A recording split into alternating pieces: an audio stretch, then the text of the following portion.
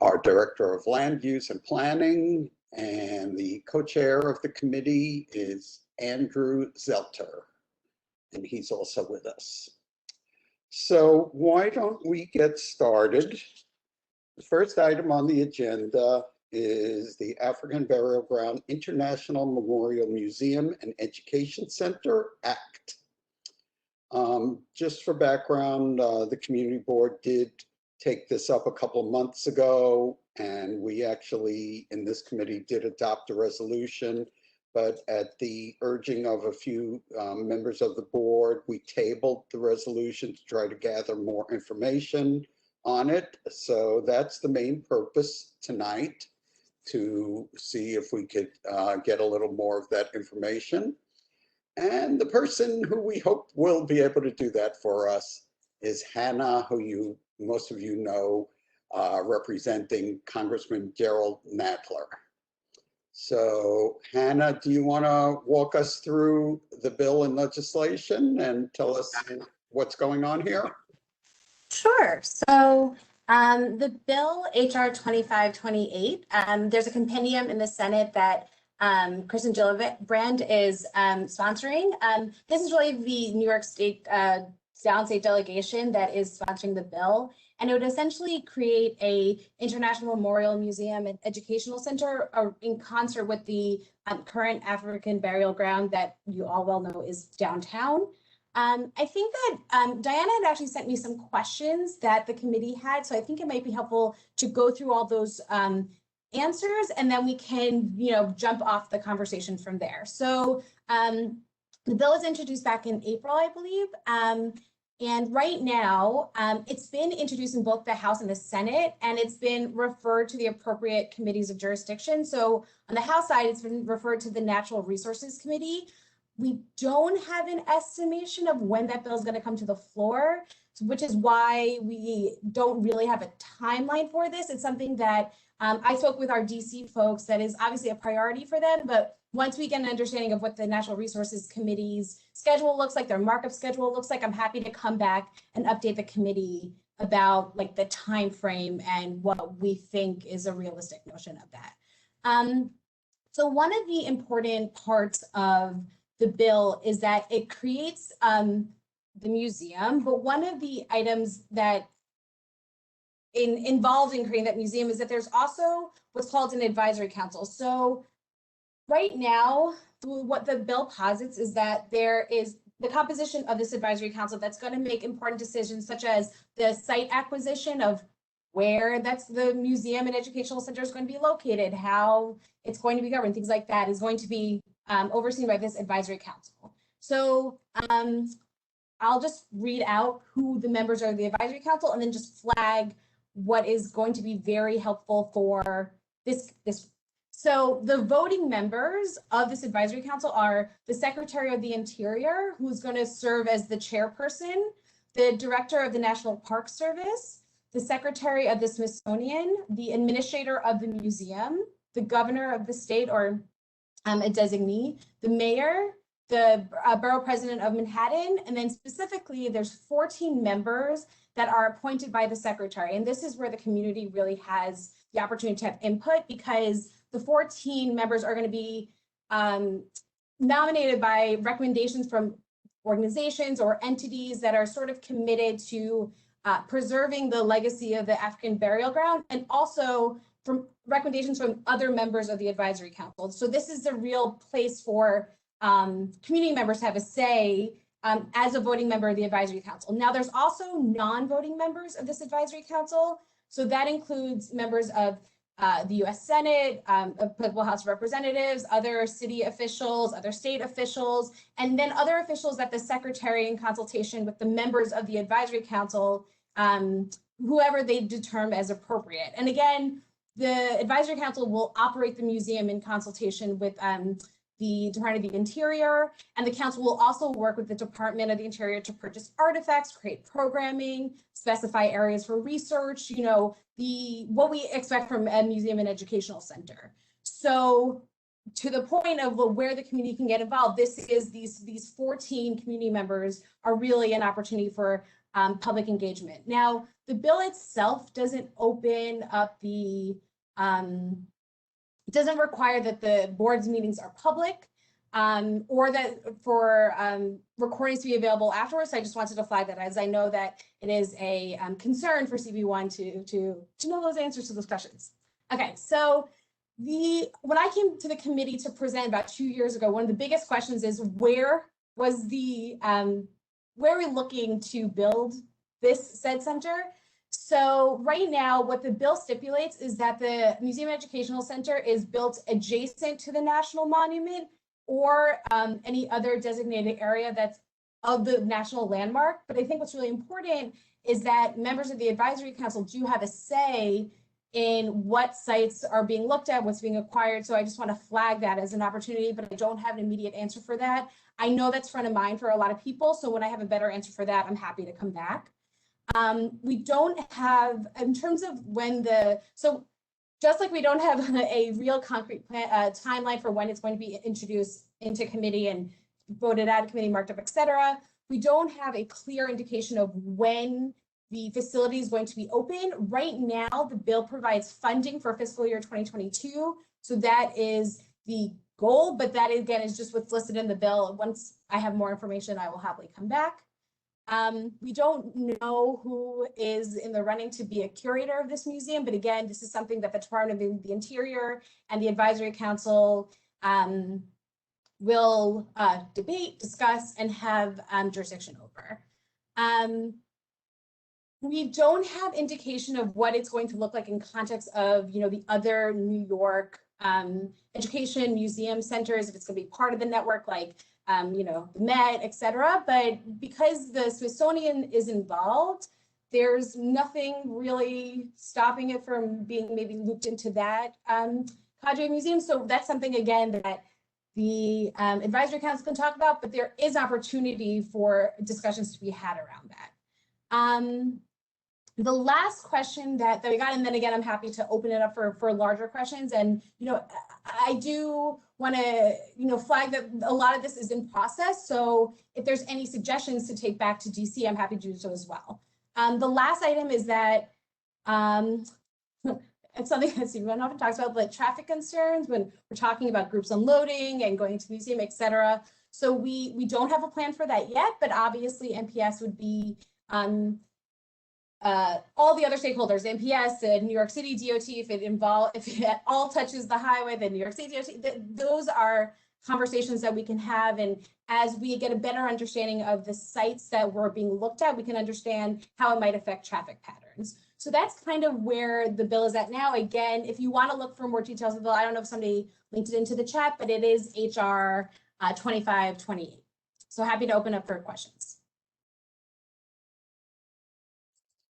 Okay,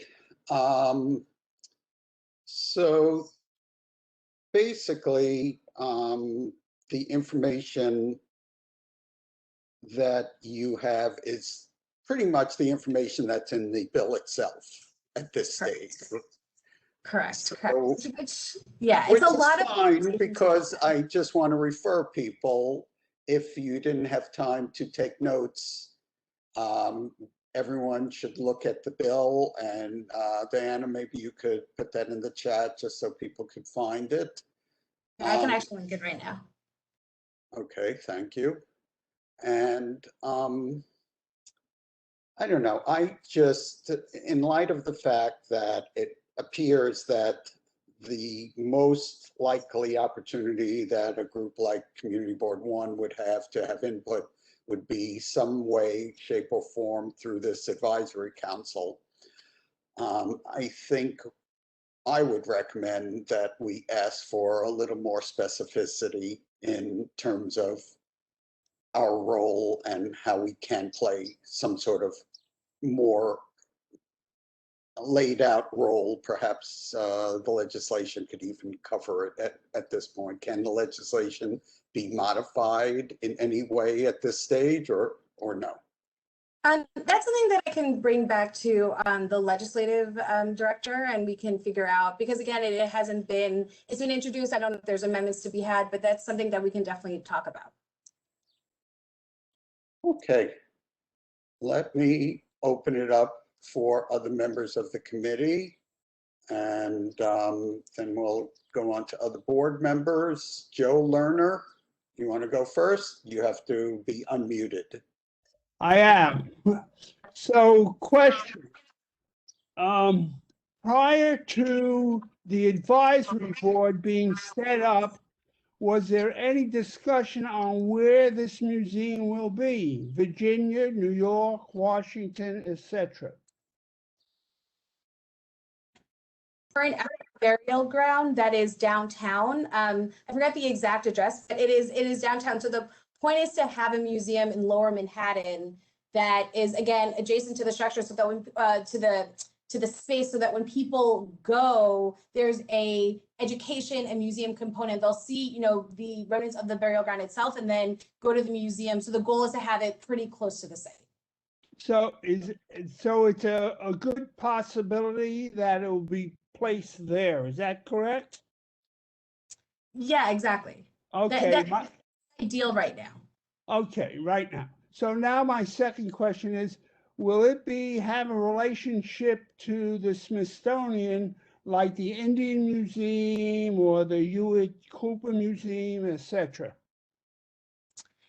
Yes, it's definitely involved in the Smithsonian. So I don't know if it's going to be a formal Smithsonian museum yet, but definitely the Smithsonian is involved. Not only is the Secretary of the Smithsonian sitting on the board, but that the bill itself creates a partnership between the Smithsonian, the National Park Service, and the General Services Administration that acquires federal sites and runs federal buildings. And the three of them are going to be working on the museum. So it looks like it's going to be a federal or national museum, and the money will come from the U.S. government rather than New York City and state. Correct. I believe that 2/3 of the funding is slated to come from the federal government that's currently in the bill. And the other third? The other third, I don't know specifically. It doesn't list it in the bill yet, but I can get more information for you. Thank you. Thank you, Joe. Okay, anyone else have any comments, questions on this issue for Hannah? I do, Paul. Okay, go ahead. Who is going to determine? Just tell Hannah who you are so she knows. Mark Russo, board member, Mark. committee member. Hi. Who's going to determine the curriculum for the educational part? So right now, it does, give me 1 second. The advisory council is definitely going to be, I believe, probably the main arbiter of that. The advisory council is going to be working with the Department of the Interior. Those are the two leads. And they're going to talk about what the curriculum looks like, what the program looks like, what research can be done from the education center, et cetera. Is there anything in the bill regarding this? Any curriculum that's required? Anything mention of anything like that? No, it's pretty broad. Yeah. So no specific on what needs to be taught or in No, other I mean, words. the main purpose of the museum is to be like a living memorial and to provide insight into the enslaved people that are buried at the ground, what the African cultural traditions that came over look like, the institution of slavery in the US and other parts of the world. So there's some kind of like framework. If you look at the bill itself, there's like the larger purposes of the museum. And so the curriculum and the programming are going to reflect that part of it. But again, you know, this is a little kind of, we're a few steps like over here, because we haven't defined what the who the members of the board look like, right? So there's the advisory council. So right now, what I would say that the program and curriculum are going to reflect are I believe it's in section 4 in the establishment of the museum, it lays out the purposes. And so the material is going to reflect those aims and goals. Right. And my concern is that it's fine to teach the history, but not the revisionist history that seems to be prevalent now. That's my concern. The history of what really happened needs to be taught, not well, fake history or revisionist history. That's all I have. Thank you. Okay, Yeah, thank no, you. it's a concern. It's a good concern, but we're I feel like we're a few steps ahead over there. Okay, a few other members, Francis Curtis. Okay, I'm not a member of this committee. I read the bill. I still don't understand what the purpose is, and there's a part in the bill that says, at the end of the bill that says, and for other purposes, which kind of leaves it wide open for a lot of other things to happen, during the process. But I really the bill goes over a lot of history, but it doesn't speak to some of the questions that Mark just asked in terms of what's actually going to happen. But it seems like there's a lot of different legs, and it's more about the structure of the committee as opposed to the content and the actual programmatic piece of the actual museum. I'm just not feeling comfortable with the way that it's written at this point. I'm sure there needs to be a lot more stuff answered. I still want to know, why did they go ahead and build the building over the graves? They didn't do that for 9/11. I want to know that part of the history of the African burial ground, and how was it not allowed to exist as the 9/11 memorial and other memorials that are down here, once they found out that there were people buried under there.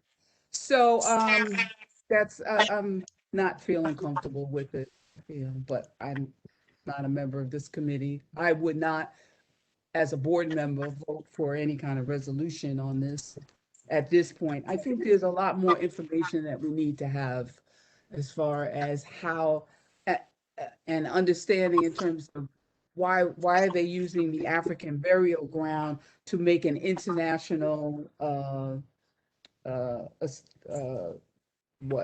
international museum and education center. I want to understand that too. Why did they pick that? Because there's a lot of other, I guess it's a good thing, but there's a lot of other institutions and situations around here that they could have used. And if they're going to use that, then make it more prominent and give more they do give a historical content in the bill, which is good. And which is why I asked the question, when were they thinking about building this building? Did they know that those bodies were under there before they decided to build the building? I want to know which came first, the horse or the cart. Well, I mean, I think that when the African burial ground was established, I will say that I don't have an answer to that, Francis, and I'm happy to find out that for you. But once the ground was, I mean, that's something that also I would talk to maybe like Ranger Jim at the African burial ground to talk about the history of creating the actual space, making it a national landmark, et cetera. Right now, the conversation around the museum and educational center is to make the African burial ground and the story and the history in New York understood widely, so that people can engage with the history, get a better understanding of what's happening. I'm definitely going to bring these comments back to our legislative team, but right now I think it just gives a lot of framework for the history and the programming curriculum to be developed. I appreciate the apprehension, but I think they kept it a little bit broad to be able to create some flexibility. But again, I will have. And that's my concern. And then, knowing how Washington deals like that, with them keeping it very broad, it gives it many more legs to go into a lot of other different directions. And the main focus, which is predicated on, you know, which is the African burial ground, and then and international is like, yeah, well, I hope that part doesn't get lost, but. Oh, I mean, listen, I think that the history of this in New York is going to be center, right? Like we're literally here. We see the remnants of this, you know, institution of slavery in America. And also because New York was one of the big, you know, entry points, like there is history to be told. And so it's going to be through that paradigm of, you know, the local New York history as it relates to this larger institution of slavery, et cetera. I hope so. Your concerns are loud and clear, and I will happily get some clarification. Thank you. Thank you. Okay, let's go on to Wendy Chapman. Hi, Hannah. So this is great. I'm actually thinking of some of the practical things like the real estate. So there's a lot on Elk and between Chambers and Reed, I believe, that's a parking lot right now. That when I was involved in Build Schools Now, we were looking for more school spaces, and that building right next door to there became a condo, but it used to be where Community Board 1 met years ago. But that, I was told that that parking lot actually has, will never be, you know, built on, or they can't build on it because under there are additional graves, but it could have been a playground, for example, for a school site, because it currently is a parking lot. They don't want to, you know, and I was like, is that a plot that's going to be incorporated or considered, or, you know, it seems to me that that should be, you know, if you're, I mean, I don't think you've worked out the real estate of it, right? So it seems to me that that should be incorporated somehow. It's only, I guess it's like a block or two away, because the African burial ground is actually another block or two north of there. But it's very close. So I don't know if you know the answer, or if the people are looking at that spot. It's currently a city, I mean, Paul, you would know better. I mean, I think it's a city parking lot that, Yes, you know. that's what it is. So I don't know the reason, or I'm not sure about what you said, if it can't be built on or not. Well, I was going to say maybe this is the appropriate place to build it, you know, to incorporate it, so it at least it has the appropriate meaning. And it could be, I mean, we can, 9/11 was completely rebuilt. I mean, every single thing that was there was taken out and then rebuilt. So this may be something similar to that. So I'm just saying that I would personally say that I'd love to know if that's going to be the real estate. It makes sense. You know, that may be a logical place to incorporate.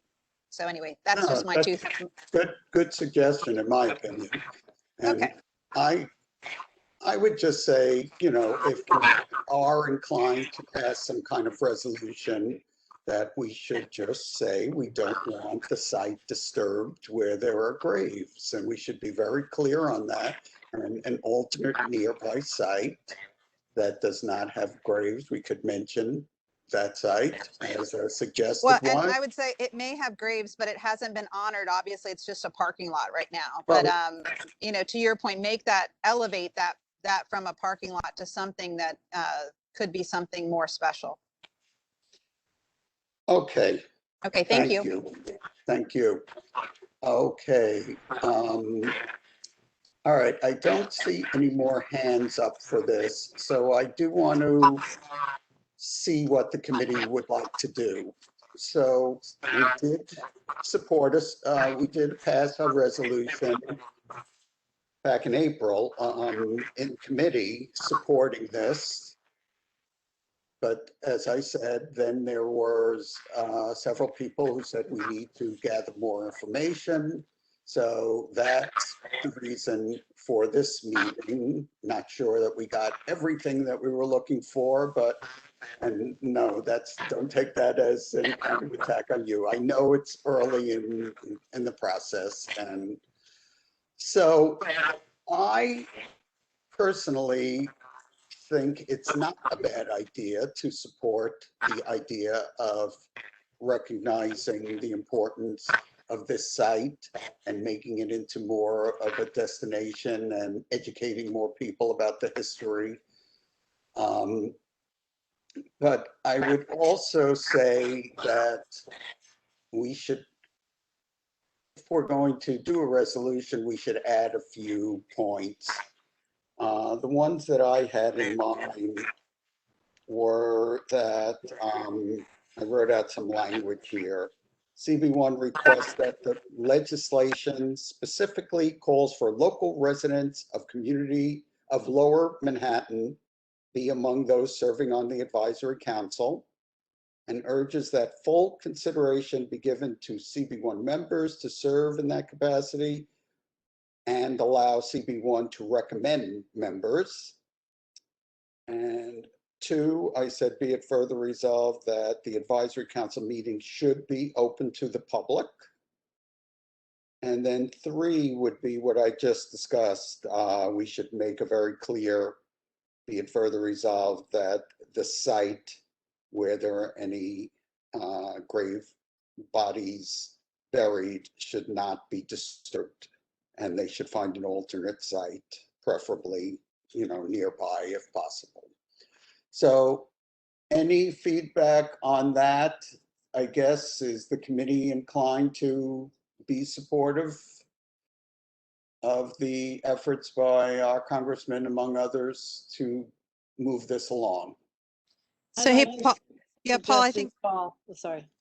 yeah, go ahead, Alice. I'm sorry. No, I was just going to say I support your suggestions and think it's a good idea to support this idea and its global sense of having a museum that acknowledges this piece of history and go over the details as they come to us. Thanks. Thank you. Yeah, I would just add, Paul, just the language of the idea of maybe soften the do not move it and more of just honor the graves that are there, because as we know from 9/11, they had to remove everything. If they do use this lot and there are bodies there, they might have to honor the grave sites, but they may actually have to relocate or something like that and then put everything back later. You know what I'm saying? Again, the language that I just came up with was don't disturb the burial site. Just simple language that, but I guess if people want to modify that, we can. Oh, I'm good with what It'd be you something with proposed as treat well. like respect or to honor or to make it a little more general. Perhaps to say sacred ground of a burial area, the sacred ground, or. All right.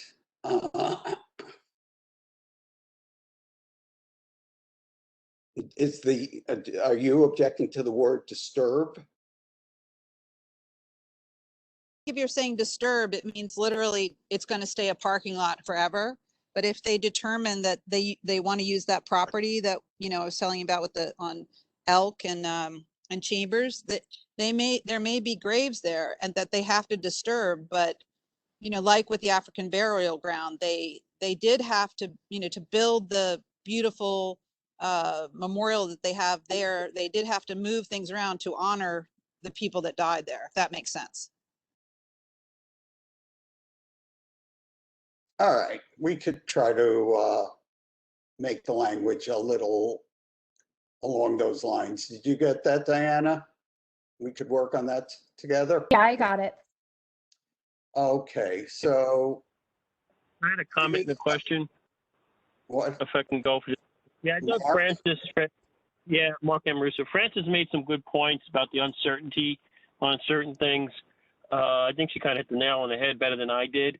So I'm still have a little trepidation on this. The other thing too, is there been, I don't know if you know the answer to this, maybe Nadler's office does. Has there ever been any consideration to re-intern the graves to another location? And with all the forensics and everything right now, there's possibility they might even be able to determine some of the identities of some people. Has that ever been thought of? Not to do it because the real estate's valuable, but to do it because maybe another location with a nice monument and a real burial, other than God knows what happened back then. That would be more to be dignified. Is that something that's been considered or thought about? At least from the congressman's office, I don't think there's been a conversation about reinterment, but that's something, again, I can look into and report back. We mentioned that kind of what I just said. Make it clear that we're not saying it for real estate purposes, but for I don't know if anyone else agrees with that, but it, what I said, but a real reinterment somewhere else where maybe some people can be identified and have a dignified ceremony on the reburial. So I don't know. I don't know what anyone thinks about that, but there could still be a memorial there at the location as well.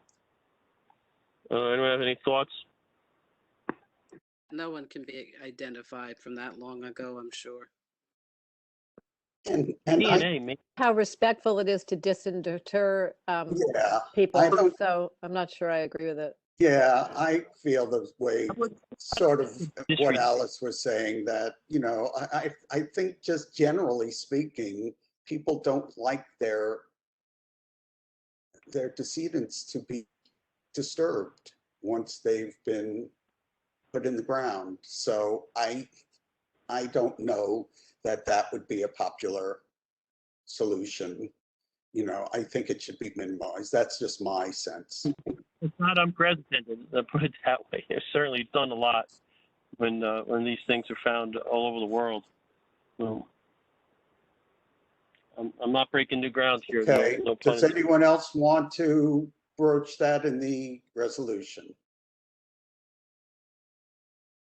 I'm not exactly clear what Mark is asking to do. The thing was there any consideration about moving the bodies to another location? And even in that process, with DNA and everything right now, you put it through a database that they could even possibly identify some of the people out of there.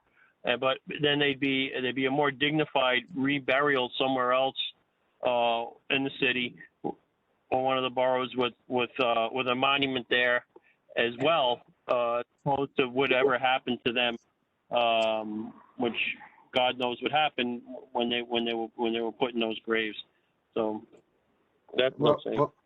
Well, thanks, Mark. I mean, my feeling about that is that it's not really for us to call for that kind of thing. I would much rather look to the Black community and any people that think that they are or believe or know that they are descendants I'm to not talk asking about something like that. I don't think we should be calling for anything like that. I'm not and saying that. I'm not saying asking for it. Just asking, is it ever considered as a possibility? We're not pro or con on it. That's what I'm saying. Okay, Mark, I appreciate the suggestion, but I'm not accepting it as the chair, and I don't sense a lot of support for it. So if you wish to, you could bring it up at the full board, I suppose.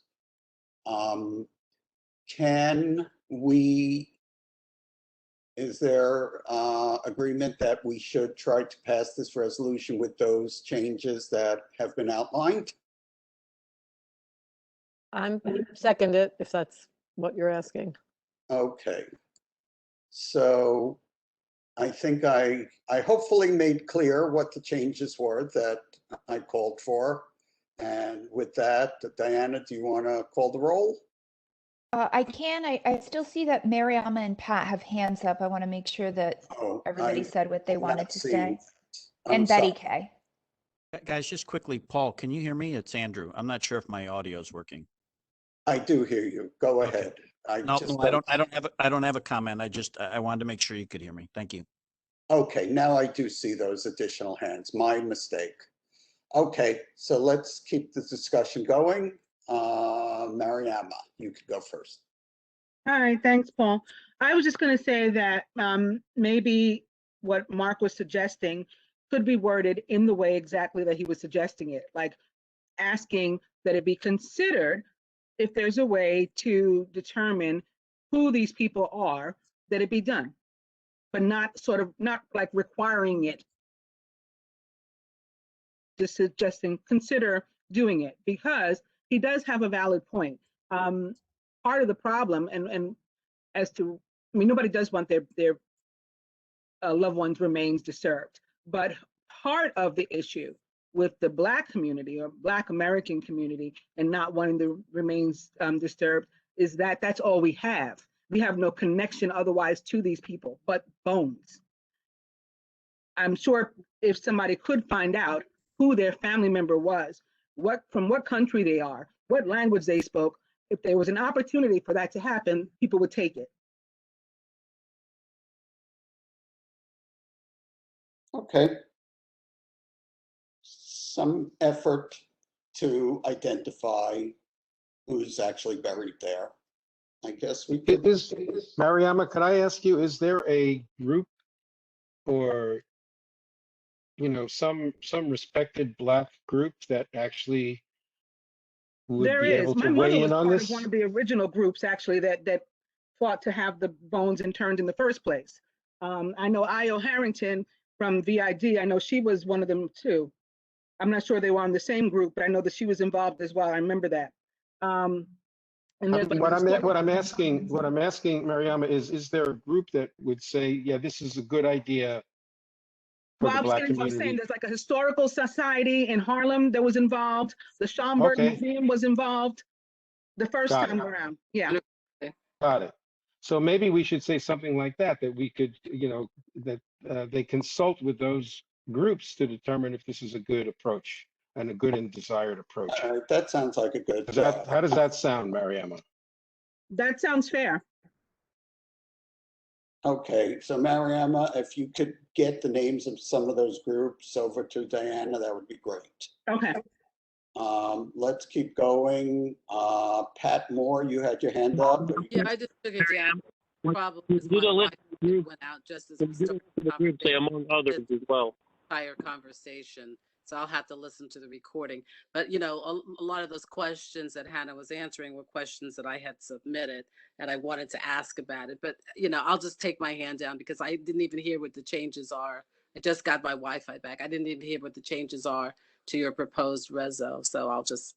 All right, would you like me to recap? If you could quickly review them, I would love it. Sure.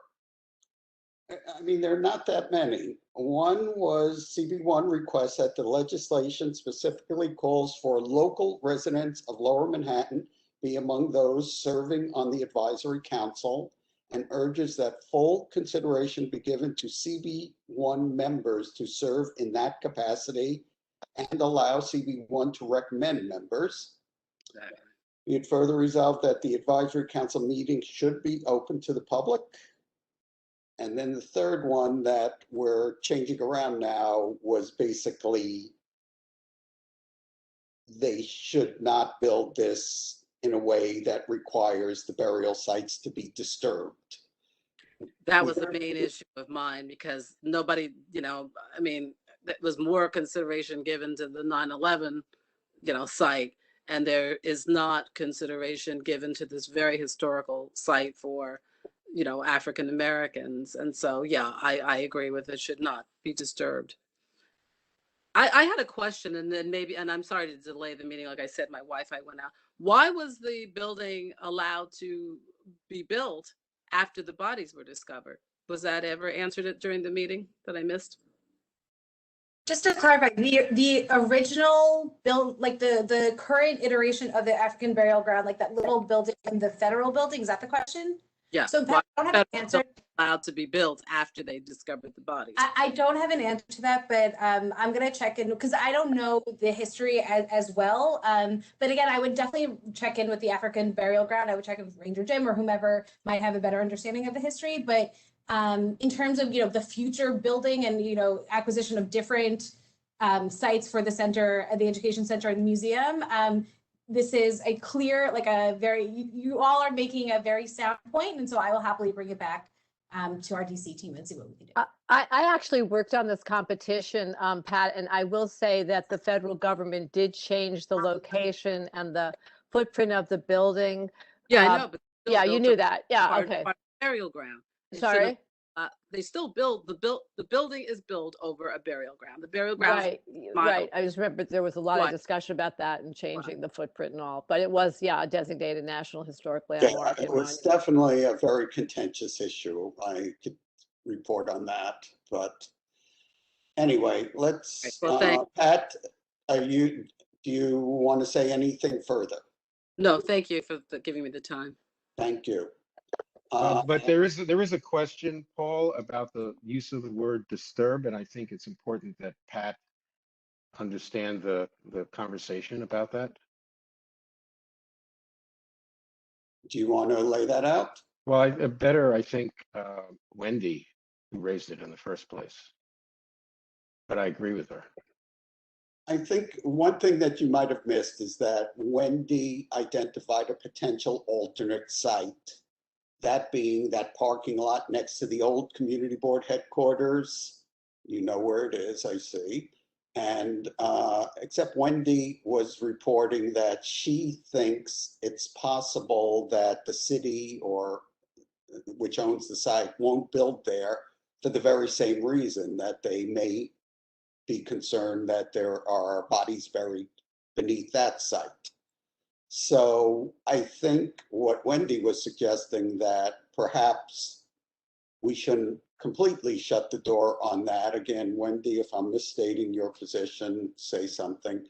But she thought maybe those, if there are any bodies beneath there, perhaps they could be relocated in some way. And not just relocated, but they could use that property to incorporate it into this new, place of honor. So it's the idea that they may have to remove some of the bodies to build kind of the new place of honor, and then they might have to put them back in. So the original language was do not disturb, and I'm saying, they might have to disturb some of the grave sites, but then they would build something to honor the people that are buried there, is the idea. And you can incorporate that into this new initiative and make it something actually more powerful. I mean, that sounds good, because maybe the bodies can be interred in, they build a tomb of some sort at the lower part of the building and inter the bodies. And that's a very ugly parking lot right now, and make that very ugly parking lot actually a place of honor. Yeah, I think Wendy's language was, to honor those bodies, but the use of the word disturb means you really can't do anything at the site if bodies are found there. My reference to disturb was mainly for the original burial ground, adjacent to 26 Federal. Got it. Okay. You understand that now, Pat? Okay, and you seem comfortable with something along those lines. Okay, Betty? Oh, thank you. I would just speak up. Actually, what Wendy said and what Mark said kind of fit together very well. When I was in graduate school, one of my cohorts, fellow student, had been a physical anthropologist, and it is routine actually, where they call in people when they have to disinter bodies. So he has in fact done burial sites.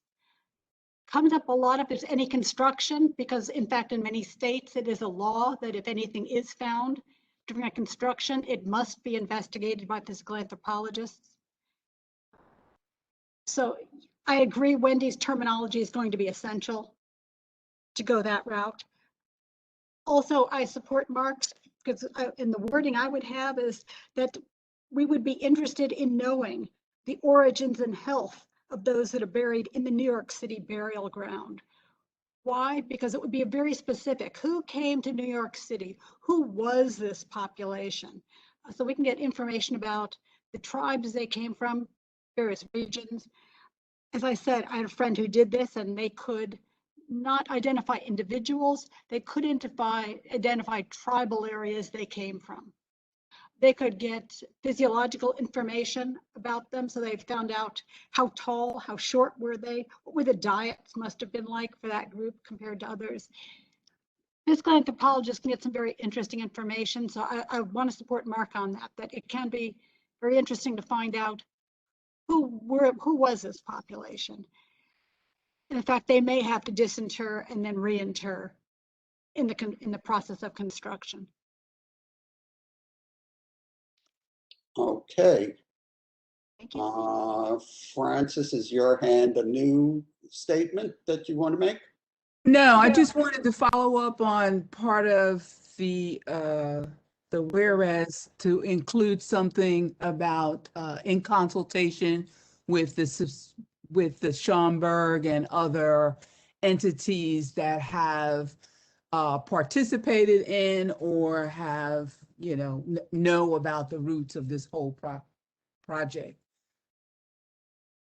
That be included, that they be, Yes. I think there is Yes. consensus for that. Thank you. And we're going to try to get the names of those groups and make sure that's in the resolution. Okay. Diana, are there any other hands you know of?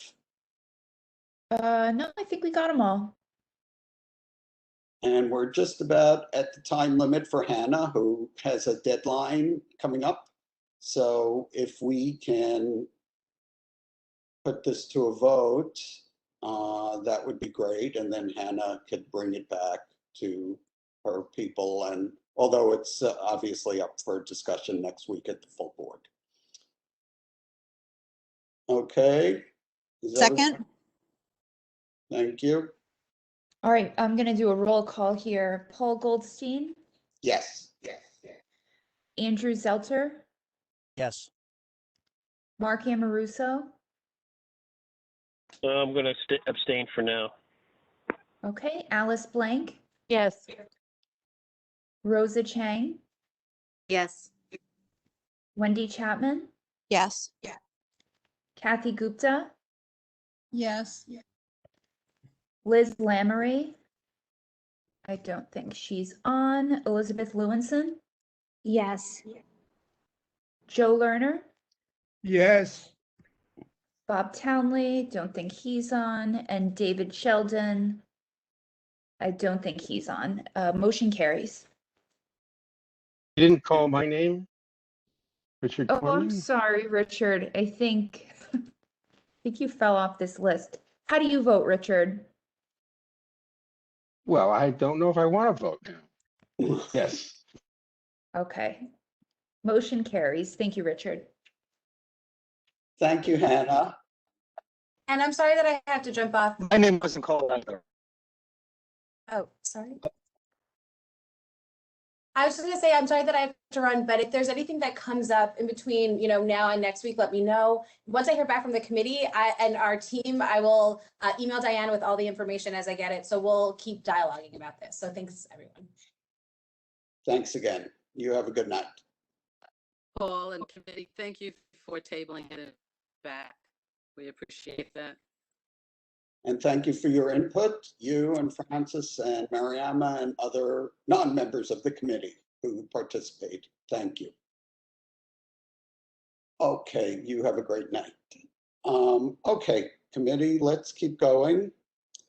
The next item number 2, is we'll get a brief report from Governor's Island about what they're doing this season. And we have Sarah right there in front of us. Most of you know Sarah by now. She's obviously with Governor's Island.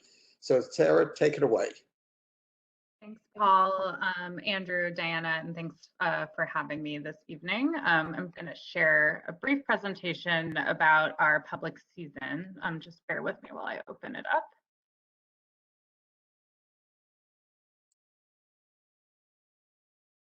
Okay, can everyone see? Yes. Perfect.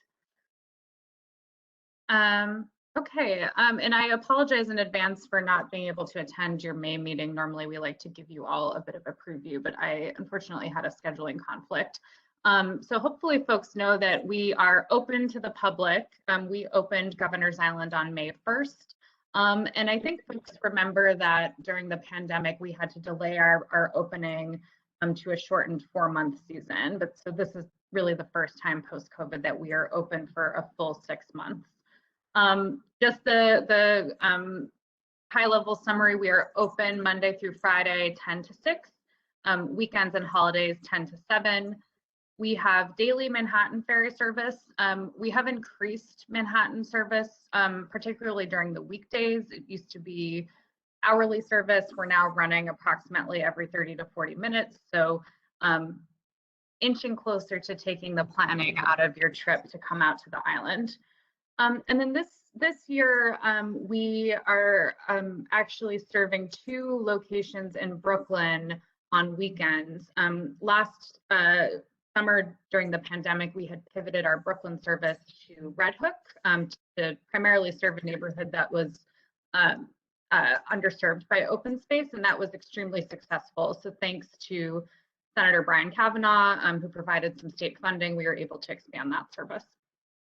We do continue to have health and safety protocols in place. I won't bore you with all of them. They're all on our website, but we do require face coverings on the ferry, and we are running the ferries currently at limited capacities. Anyone can reserve a ticket at govisland.org in advance. We also accept walk-up ferry tickets, and we've really expanded the categories for free ferry tickets. Ferries are free at all times for residents of NYCHA, for seniors, kids under 12, military personnel, ID NYC holders. And then we've really, over the last several years, doubled down on our community outreach efforts and offer free codes to day camps, senior centers, social services organizations, particularly in Lower Manhattan and in parts of Brooklyn. I'm also excited to share some news. Many of you who have served on the community board know that in the past we've experimented with extending our public hours, so folks can come out and enjoy the sunset, enjoy our food and beverage vendors at night. And we're really excited that our extended hours are returning this year. We will be open until 10 p.m. Fridays and Saturdays, July 2nd through Labor Day weekend. And we will be sharing a full ferry schedule and more information with the community board in the next couple weeks. I mentioned a little bit about community outreach. Want to remind folks on the committee that we do translate our materials, including visitor guides and flyers. I know I've shared these with Diana, but if folks would like to access those materials, they're available on our website and we can circulate them after this meeting. A few quick updates on other park amenities. We have our field reservation system up and running for the 2 athletic fields on Governor's Island. Many Lower Manhattan groups utilize these, most notably the Downtown Little League and the Downtown United Soccer Club. We've delayed opening these to the public this year, really to prioritize school groups and youth leagues impacted by the Eastside Coastal Resiliency Project and other Lower Manhattan groups. So we have been able to add some additional youth leagues to utilize our fields, but we'll be opening the remaining slots soon and we'll share that with the community. We have bike rentals, of course, on the island. Bike rentals are free in the mornings on weekdays. And we have grill reservations available, also available at govisland.org. You can reserve one of our grilling stations for the entire day. Great way to spend time with your family and enjoy the island. I also wanted to note that the 2 national monument sites on Governor's Island do remain closed. I was in touch with National Park Service just the other week, and they do intend to open those soon, hopefully in July. One new piece of news that I wanted to share, we have hired 5 very important new employees to Governor's Island. We have 5 sheep spending the summer with us, basically to help us manage our invasive plants in Hammock Grove. For those of you who have been to the island, Hammock Grove is a young forest of over 1,200 trees and 50 hammocks. And we've, over recent years, had a bit of an issue with Mugwort and Phragmites. So one of our gardeners had recommended utilizing sheep, which is actually the most eco-friendly way to deal with this issue.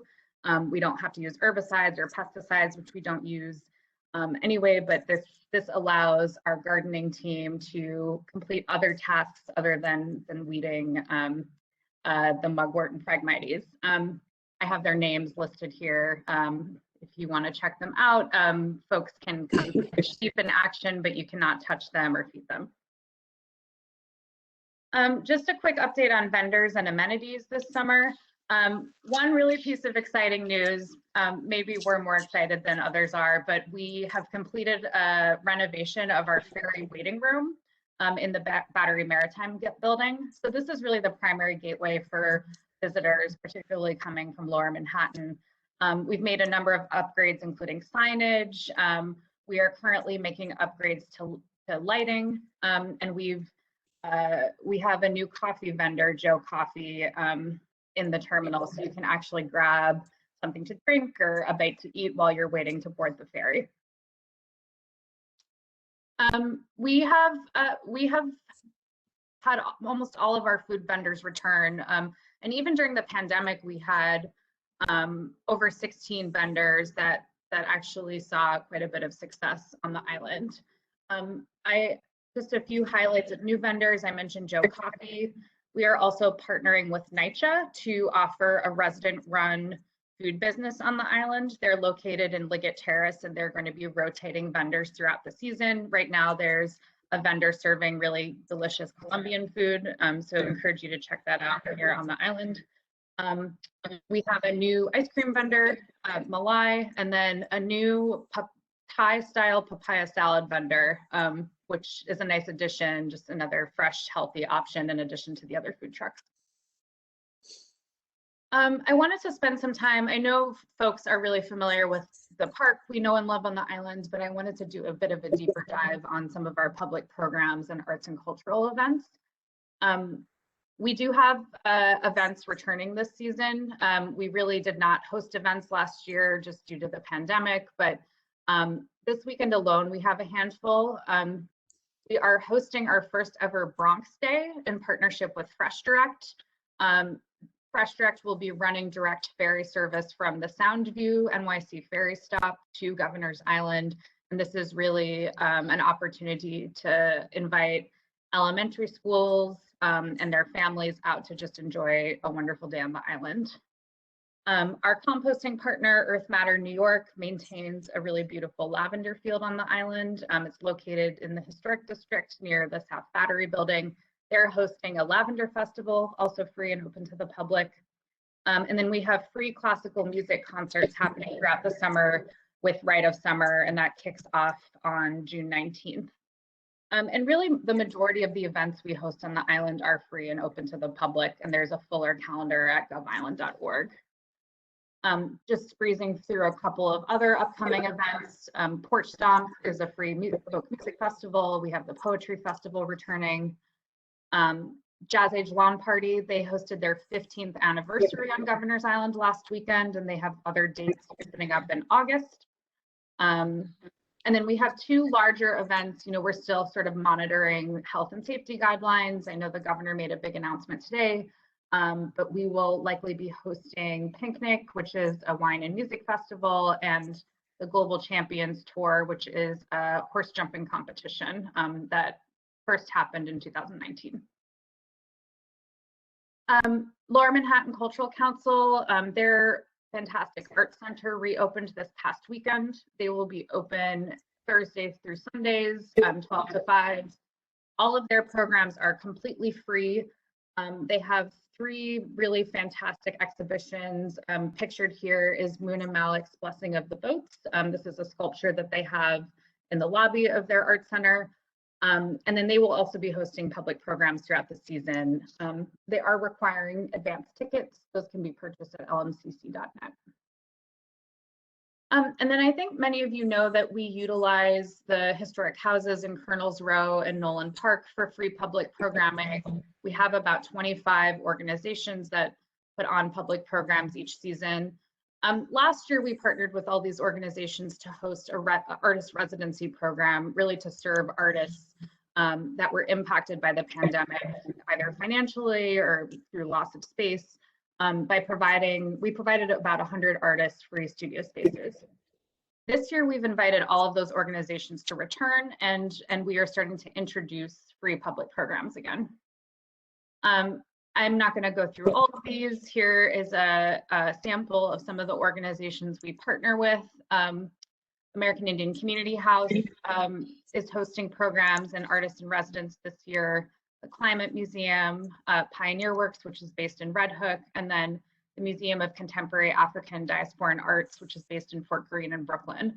But one of the things we're really proud of is that this is really a cross-section of visual arts, kids programming, educational science programs. Again, all of it is free and open to the public. Here are some of the organizations in Colonel's Row. And then even with the reopening of some of these spaces, we still are hosting about 100 artists in residence, hosted through many of these organizations and also through the Lower Manhattan Cultural Council. And then just to highlight, I'll go through these really quickly, but a few of the house programs that are open to the public now. The New Art Dealers Alliance is presenting works by over 100 contemporary artists across 3 houses in Colonel's Row. They're open Fridays, Saturdays, and Sundays through August 1st. This show was featured in the New York Times recently and has been getting a lot of good buzz and interest from visitors. And it's really special to just wander around these houses that have a lot of history and quirks and see how the artists respond to them with their works. I won't go through all of these in detail. I'll share this after the meeting, but we have Proto Cinema, which is a new organization presenting work from artists that are responding to socio-political conditions and violence. Great science program, the New York Virtual Volcano Observatory, very popular among kids. West Harlem Art Fund, also showcasing great visual artworks, and they have public artworks outside of their house as well, if you happen to find yourself in Nolan Park. Harvest Works is an arts organization that focuses on the intersection of art and technology, also has lots of events happening this summer.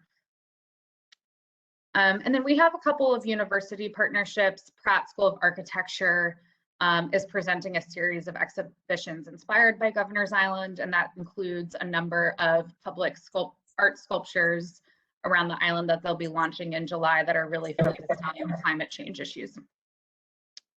And then finally, Art Crawl Harlem. They are hosting a series of open studios and artist talks.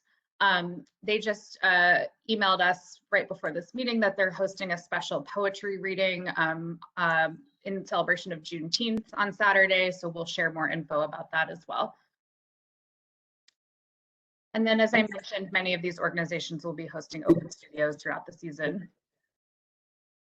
And then also these organizations host, we really like to offer the unique canvas of Governor's Island to present public artwork, so you'll start to see that if you come to the island later in the season. I want to briefly mention that we have a number of summer camps that use the island. These, I believe, are mostly full, but I wanted to make the community aware that they were happening. Playground runs a really fantastic adventure playground that's open for anyone on weekends, but they run a specific day camp during the week. And then the Beam Center, which is one of our new year-round tenants, they are a program based in Brooklyn that's focused on STEM education. They are in the process of launching their first summer camp on Governor's Island. Wanted to briefly mention a few programs in our urban farm as well. Swale, which is a longtime environmental and arts organization on the island, will be presenting free public programs. We also have Earth Matter New York. They run our Compost Learning Center and Soil Start Farm, and they're also a partner in our Zero Waste Initiative. Every single food vendor on Governor's Island uses 100% compostable material and processes organic waste on site.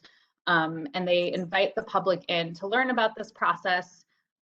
Usually the 2 resident goats and the chickens that they have on their site are are the reason that people come in, but they are a great catalyst for getting people interested in compost. And if you make it out to Governor's Island, I highly recommend visiting.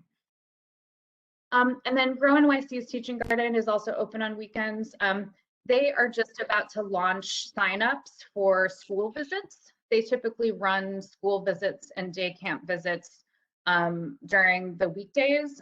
This is something that they did not do because of the pandemic last year. So Diana, if you would be willing to send a link once that's live, we'd love to get the word out about that opportunity within the community. Wanted to briefly touch base on this on our Public Art Commission program. The Trust has an arts and culture team that commissions artworks around the island. And this year we're excited to have commissioned a work by Duke Riley. He has painted this beautiful mural in our Battery Maritime Building waiting room, or the Governor's Island Ferry waiting room. It's called Not for Nuttin'. It is a mural that depicts histories of New York Harbor through the vessel of plastic containers that we see in New York Harbor today due to climate change. It's a really beautiful piece. Definitely spend some time lingering when you're boarding the ferry on your way to the island. And then we've also extended a public art commission that we launched in 2019. Chantal Martin developed this piece, The May Room. This is actually the inside of one of the historic chapels on the island. This is Our Lady Star of the Sea. It's one of the few buildings within the National and New York City Historic District that is non-contributing, but we think it's a really special building. And Chantal basically transformed it with this mural into a quiet space for contemplation and poetry, as she describes. So that has reopened. It is open to the public for viewing on weekends. And then lastly, we hope to come back to the community board, likely the land use committee, to give a broader update on the South Island rezoning and the climate center proposal, but we wanted to just give you a brief summary of sort of where things stand. The city council voted to approve the South Island rezoning, which is basically extends the Governor's Island Special District to the southern portion on May 27th. And as you all know, we are really committed to our vision to establish a Center for Climate Solutions, particularly in those portions, those development sites on the island. And we are planning to release a solicitation, either a request for proposals or request for expressions of interest sometime this summer. And this RFEI or RFP will focus on attracting an educational or nonprofit research institution really to anchor this vision. We have also worked really closely with the Community Advisory Board and several members of this community board to develop specific goals for that solicitation, really around the areas of what we want to see around public engagement, the development of educational and workforce pipelines, and then design guidelines. And as a reminder, we have committed to presenting finalist submissions to the community following the submission deadline for feedback. So we don't have a specific update today on the timeline for the release of that solicitation. We are still working with City Hall to determine that, but we have committed that it will be this summer, and we look forward to providing more specific updates when we have them. So with that, I hope to see everyone on Governor's Island. We'd also love to give the board a tour at some point if that's of interest, and I'm happy to take any questions. Thank you, Sarah. That was great. Very comprehensive and very exciting, all the programs that are ongoing, and just another opportunity for people to get outside now that we have these opportunities to do so. And that's just a great place right off of Lower Manhattan. Okay, so with that, let me call on a few members who would like to speak. Alice. Thanks, Paul. Sarah, that was fantastic and very exciting indeed. I just wanted to get a little bit more information on the community board's participation in the writing of the RFP and the RFQ, I guess, or the RFP. Are we, my impression was we were supposed to be involved in that process or not? So you were, and Alice, I think you attended almost all of the meetings we held. Indeed, but we held, I did. And my colleague Alex Brady is also on the line. So Alex, correct me if I'm wrong, but we held about 6 sessions with our advisory council that included Diana, Alice, and Tammy's participation, as well as a few members of the land use committee. And those sessions really focused on establishing the types of goals we wanted to see. And then we had deeper dive sessions focusing on the development of goals related to public engagement. You know, how do we want this institution to interface with visitors? How do we want to invite visitors into the work of the institution? How do we want this new tenant to interface with visitors to the island, as well as the community of existing tenants and partners? The next session was focused on workforce and educational pipelines. We really focused that conversation on developing sort of stackable training opportunities, really thinking beyond a traditional 4-year degree, and you know, how do we engage youth, high schoolers, particularly folks at Harbor School, and then how do we create other training and apprenticeship programs as part of this? So some of those goals will be reflected in the actual document. And then finally, we did a session about design guidelines. How can any new facilities really help support a day at the park, but also really demonstrate sustainability and resiliency sort of above and beyond what is required by code. And then following that, we did do a report out, which I will double check, but I believe you were in attendance too as well. And we are incorporating all of those into the document. So yeah, no, I remember it well, and thanks very much for that summary. I just was curious, will the community board have an opportunity to see a draft of what you're describing as the RFP prior to it going out to you know, being made public public document? Yeah, that we're still again just determining the timeline so we can get back to you on any additional input opportunities. That'd be great. Thanks so much. Sounds exciting. Okay, thank you, Alice. Let's see, is that Mark on the line? Yes, thank you. Go ahead. Couple of questions. What type of management do you have for wildlife?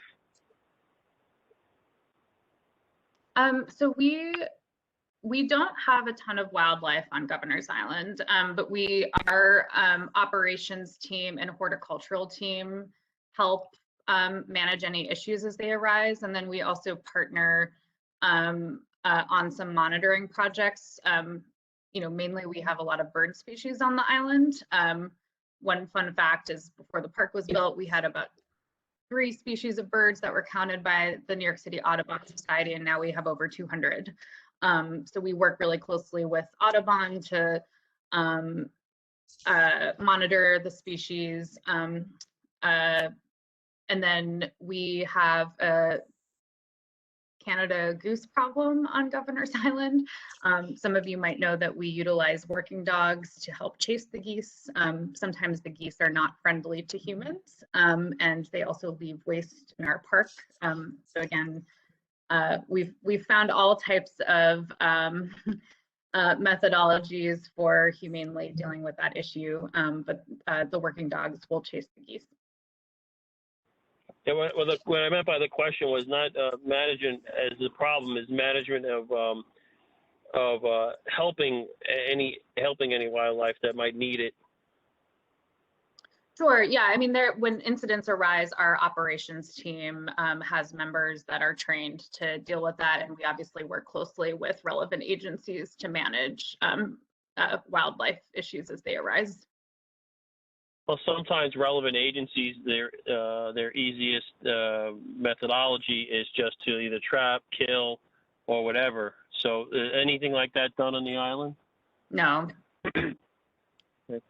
Not in my recollection, at least, not in recent history.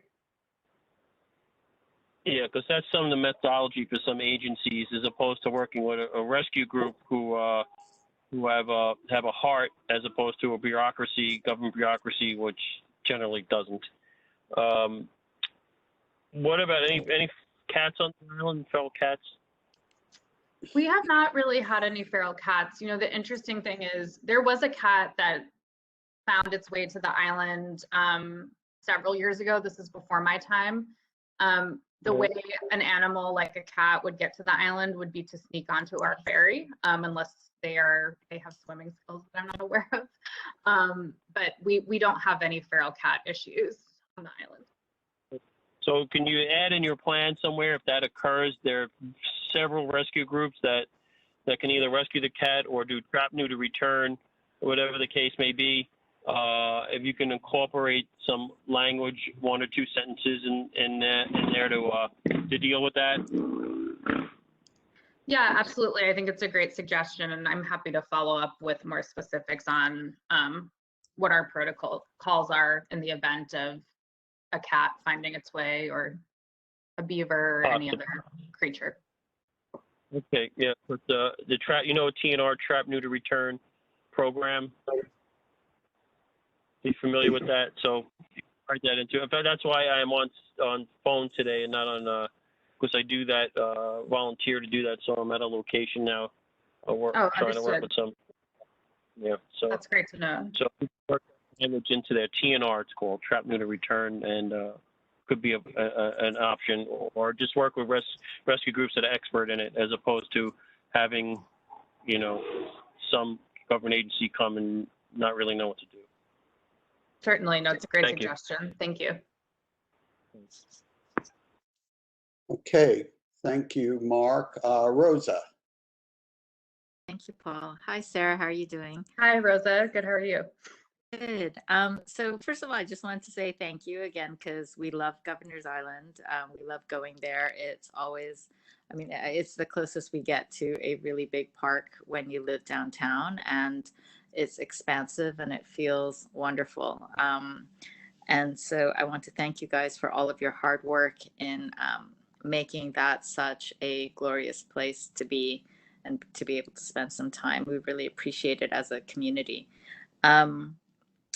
I was wondering, I had a couple of questions. Do you have like a partnership program with any of the local public schools in CB1, or is that something that you would consider doing? Yeah, absolutely. We do a lot of individual outreach to schools.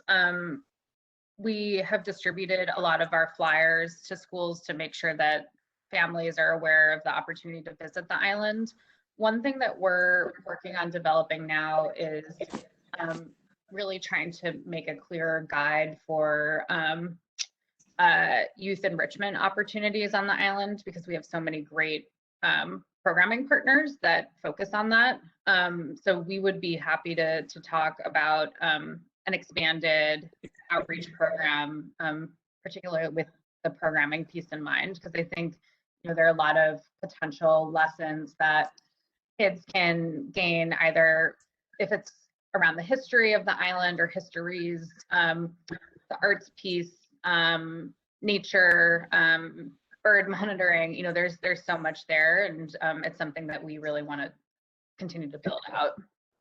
Yeah, that would be amazing, just because I do feel like it's such a special spot, and it is so close to our downtown schools, and I think it would just be a great field trip opportunity, and a great sort of like a special project opportunity for the school kids. I remember, when my son was in first grade and they had a bird study, I thought, that would be sort of amazing. Like maybe they could do something in partnership with your bird program. And I noticed you had like lots of little bird houses. And whenever we go there, we always see these amazing, cute, beautiful, colorful birds. And so that came to mind. I was also interested in learning more about your camp programs. What is Beam Camp? If you have any more information. Yeah, and we can follow up with some more specifics. Beam is a nonprofit organization based in Brooklyn. We actually announced this past spring that they are going to be a year-round permanent tenant on Governor's Island.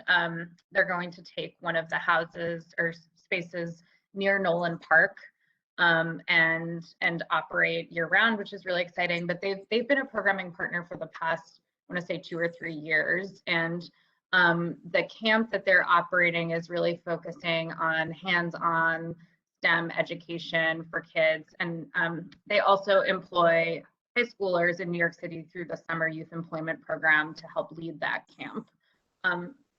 So I don't have too many more details because I know that they are in the process of launching the curriculum. I think they've started doing outreach on signups.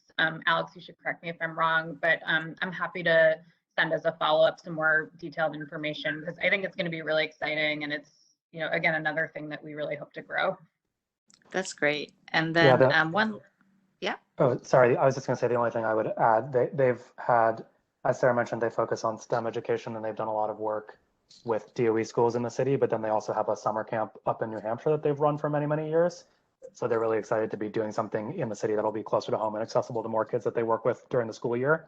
And it really, you know, I think as Sarah mentioned, they're still kind of developing all the programming that will be related, but they do a lot of, you know, building large public artworks with the kids or building, you know, devices and things like that. So it's a lot about kind of making and building. That's amazing. And kids just don't really have much space to be able to do that kind of thing in a large scale in the city. So that's sort of a perfect partnership. That's super exciting to hear. And then last question, what happens to the sheep after they end their employment with you? I knew that was going to be a pressing question. So the sheep are basically on loan to us from Tivoli Farm and Preserve. They're actually a connection that we found via Earth Matter, our composting partner. Tivoli operates this really fantastic public engagement center. It's a farm, but it's not really used for production. So the sheep are there purely for educational purposes. Not to be cross, but they are not going off to be slaughtered or anything. Okay, wonderful. Thank you. And they'll be on the island through the end of August, and that's when they'll go back up to Albany. Okay, excellent. Thank you so much, guys. Thanks, Rosa. Okay, Gerald Forsberg. Hi, Sarah. Thank you. That was a wonderful presentation. I apologize. I can't put my video on at the moment because I have low bandwidth no problem. where I'm located. But in any event, 2 questions. One is there an update on the Harbor School pool? My understanding was that was funded. Has that been put out for an RFP? Does that happen through the SCA exclusively? And what is the timeline for that? And then my second question has to do with Earth Matters. If I recall correctly, they have a 5-year, I don't know what it's called, lease at this point, or grants. What happens to them after the 5 years? Both great questions, thanks. So on the first question, the Harbor School, I think most folks are aware on this committee, but we were really excited to work with the Community Board, Councilmember Chin, Manhattan Borough President Brewer, School Construction Authority, the DOE, and the PTA to make the Harbor School's expansion efforts a reality. We have committed to offering them the former hospital building, which is located directly adjacent to the school. And that will allow them to add an additional 400 seats for their amazing programs. They will also be building a gymnasium and a pool facility. The pool is really to support their diving programs. The students need to learn how to swim, and then they will literally be diving in New York Harbor to help with their research efforts. So the latest with that project, and Alex, you should chime in, is we have agreed with the School Construction Authority on the location, and they still need to complete design. So we don't have an exact timeline, but I know that we have been actively working really since that announcement. Alex, I don't know if you have any more specifics to share at this point. No, that's right. To your question, the SCA would be the ones with the funding and putting together design and the planning, because they know all about how to plan for school facilities, et cetera. So we have offered them the building to make it a possibility, and then they're now doing the work to refine those plans, et cetera. So hopefully, Gerald, that answers your question. But I know that the School Construction Authority met with the school community just 2 weeks ago. The school chancellor actually came out to visit last week, and Tricia Joyce from the Youth and Ed Committee was there with us. And there's a lot of excitement about this project, and we're excited to share updates as we have them, just on timeline. And then to your second question about Earth Matter, yes, we did extend their seasonal agreement for the next 5 years. We are in the process of working with them on establishing an MOU or an agreement around their long-term space needs. There's no need for them to relocate from their current space, but we are working with them on identifying a potential alternative space should they need to relocate from their exact footprint, which, as everyone is aware, is located within one of the development sites. So we're working with them on that now, but our commitment is that we maintain their presence on the island. They've been a fabulous partner. We think there's a lot of opportunity for them to grow in terms of their work, especially with this climate vision. And we are working with them on the long-term space needs. Thank you, Sarah. Thank you. Hey, Paul. Paul? Okay, let's go with Mary Braverman. Thank you. I had a question about food on the island. You're hearing me okay? Yes. I went once on a weekday a couple of years ago, and we found that almost all the food options were not open. They were only open on weekends. And then the one that was open, there was a large group there having a party or some sort. So all of the wonderful things you told us about, how can we know for sure if they're open on the weekdays? That's a great question. I know that certainly was the case a couple years ago. We have done, and Alex and his team have done, a tremendous amount of work to grow the number of food vendors on the island. And we do have vendors who, as part of their agreements with us, are required to be open daily. So we at least have a handful of vendors that are open 7 days a week. I will name 2 of them, and Alex, feel free to chime in if I'm missing any. Taco Vista, which is a taco place right next to the Manhattan Ferry landing, is open 7 days a week. As well as Little Eva's, which is really one of our longest serving vendors on the island. They're located in Liggett Terrace, which is that central food court. But we completely agree, we need to have the amenities to support weekday use in addition to weekend. And it's something that we're actively working on as we think about, what the island will be like when we're open year round. Great, thanks so much. I believe, Sarah, on Great, our website, thank we you. have the hours that different vendors are open as well. Yes, we do. Yep, on the visitor info section on the website, you can see all of the vendors' days of operation and hours. Okay, well, we covered a lot of ground, and I thank you. Paul? Yes. Sorry, I don't know why, but I'm having all kinds of tech issues tonight, and I can't get my hand raised. Can I just make a quick comment or two? Of course, of course. Apologies for that. First, and probably not for tonight, but I couldn't quite tell if Waterfront and Parks had any representation on the advisory committee, so it'd be interesting to understand that, but again, not for tonight.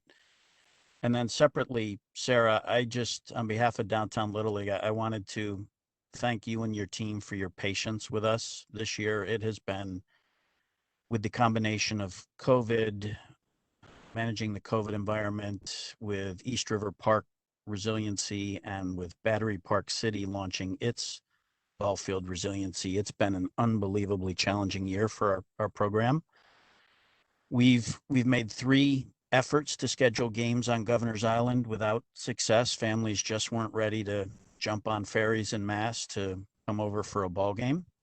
So that was an unfortunate development, but I did want to reiterate, we remain very committed. It's just a critical resource for the league to be able to sustain its current size and prospective growth. So we're 100% committed to next year. And in fact, once we get through this season, perhaps in the fall, we'd like to reconvene with the relevant folks and just talk about getting ready for next year and some of the sort of field facilities and infrastructure that we had been brainstorming before COVID hit us. Thanks, Andrew. Yeah, we totally understand how challenging of a year it's been. I know a lot of the leagues that we work with have dealt with similar scheduling issues, and you know, even the guidance from local and state authorities has been conflicting at times just around field use. But you know, we're excited to start to welcome folks back, even if it's slowly. And you know, we love our partnership with the Little League, so appreciate that. And then, you know, on your earlier question, you know, I think we should discuss with CB1 leadership, Tammy, Alice, and Diana, just around representation. But you know, the more the merrier on our advisory council when it comes to CB1, and this is a group that meets pretty regularly. We're looking to schedule a meeting sometime later this summer just on broader updates, and you know, we appreciate CB1's involvement in all of those meetings. So please pass along our thanks to your staff. You guys were great. You were on standby, ready to jump into action. Unfortunately, we just couldn't pull the trigger. I will. Thanks, Andrew. Great. Thank you, Andrew. And I suspect as time passes, there'll be many more people willing to make that trip to Governor's Island. I agree. Paul, I forgot a question I wanted to ask. Can I ask? Quickly, I want to move on, but it's a quick one. Yeah, there's an area on the island that has the beach, sort of the beach, sandy beach area. Has anything changed with that? Are they just going to leave it alone, or what's going to happen? Good question.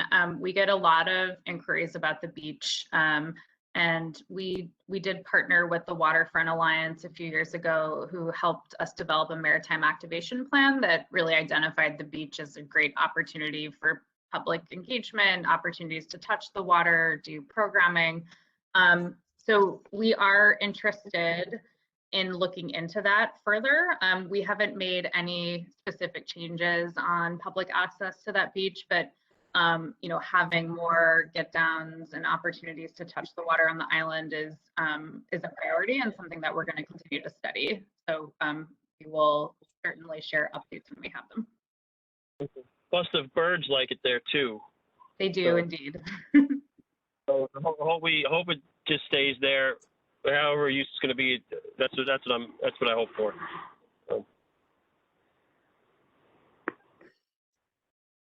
okay. Again, thank you, Sarah. Thank you, Alex. Thank you for the great report, and best of luck on the season that's underway. Thank you, Paul, and members of the committee, and hope to see you on the island this summer. Thanks, Sarah. Take care. Bye. Thank you. Okay, committee. Item number 3, 9/11 Memorial Museum update. I'm sure most of you are aware that it's 2021 and we're approaching the 20th anniversary of that terrible event. And to tell us about what's planned and what's going on in general for the museum, I'm happy to have with us a couple of reps. First, we have Jay Weinkamp, who's the Executive VP for Government and Community Affairs, and Lauren Daly, Senior Management, Government and Community Affairs. So Jay, I think you're going to start us off. Thanks, Paul, and thanks to everyone on the committee for the time today. Unfortunately, my colleague Lauren had to jump off for childcare issues, so I'll be covering anything there and any questions you might have. So I'll try to be brief so we have time for questions. I know everyone's been on for an hour 40 now. As everyone is, I'm sure, well aware, the museum was not immune from the effects of COVID, much like every business and cultural in the city. We closed on March 13th. We were able to open the outdoor memorial on July 4th, and we were able to reopen the museum with limited capacity on September 11th for families last year and September 12th to the general public. We are seeing 7 to 10% visitorship compared to 2019. So, hopefully as things come back to normal, people will be more comfortable coming back to the site. Visitors from out of town will be more comfortable coming back to the site. So, as an institution, unlike most culturals large culturals in the city that are part of the CIG group or receive ongoing funds from city or state or federal government, we do not receive ongoing funds, so we're reliant on the ticket sales to the museum that generates the vast majority of our operating revenue. Unfortunately, we were in a place last fall. Some of you may have seen the New York Times article. We had to furlough and lay off about 60% of our staff last July. We've been able to hire back about 10% of that staff, but we've, in austerity mode, reduced budget and reduced our hours to be able to be in a good place to hold a commemorative moment that the world will be watching. We've announced this year, as you remember last year, we made a decision to modify our anniversary ceremony. We thought it was an appropriate decision during COVID not to have a stage with a large number of family members gathered next to each other, shoulder to shoulder for hours at a time. So what we did was we used a recording from a previous ceremony, and we were able to broadcast that throughout the plaza from family members. We got great response back from family members. We made the commitment and the announcement a couple of months ago that we will be returning to our normal program. Family members will be reading the names of their loved ones live on Saturday, September 11th. The timing of the timing is the same as previous years, beginning at approximately 8:30 a.m. and lasting until the last name is read. We'll then be opening the plaza to the general public likely around 1 p.m. that day. As you've seen, some of you may have asked and have seen lately, the bike racks around the site have started to been removed. Along Greenwich Street, they've been removed, and they've been removed at each corner, and I believe in the middle of West Street as well, so that people can cross through the plaza now at any time. We've also, regarding the anniversary ceremony, I've had recent conversations with our event manager. As of this time, there are no additional plans to have an additional footprint or additional street closures around the site for this year's ceremony. So plans that we've had in the past will remain. We have not heard yet if we're going to have major visitors like the president attend yet. So, Secret Service has its own way of doing things. It's possible they may have other plans, but as far as internal plans go, there will not be an increased footprint or an increased street closures around the site for this year's ceremony. A couple of the things that I just wanted to mention as we approach the anniversary. One of our big focuses this year is education. It's hard to believe, but kids who are born right around 9/11, right after 9/11 are now sophomores in college. They're in our military, they're in our workforce. It's an entire generation growing up as 9/11 as history, not as memory. So education is a big part of our focus this year. You'll see something launch in the next few months called the Never Forget Fund. We'll be launching that in mid-July. And that will, the creative around that, you'll see, and I discussed actually with Timmy a couple of weeks ago, we'll really focus on what we internally call the 9/12 aspect of September 11th. People helping people, communities coming together, neighbors helping neighbors, strangers helping strangers. That sense of our community coming together, our city coming together, the world and country coming together. And all of those efforts, that fund will support our education efforts. Another one of our big programs this year is our Anniversary in the Schools webinar. The past few years, this has grown from a few thousand users to last year, I believe we had 400,000 students around the country and around the globe tune in. We've had students from all 50 states and over 40 countries tune in to our Anniversary in the Schools webinar, where you'll hear survivors, you'll hear family members, and next generation, like I mentioned, kids who were born after 9/11, talk about what it means to them and to educate this next generation coming up. It's a free webinar. It's a free to schools. New York schools are opening on the 13th this year, so we'll be likely rerunning it, but it will be available on the 10th, and we're encouraging community organizations to spread the word about it as well. We also started a recent program called the Visionary Network. This is launched last year during COVID.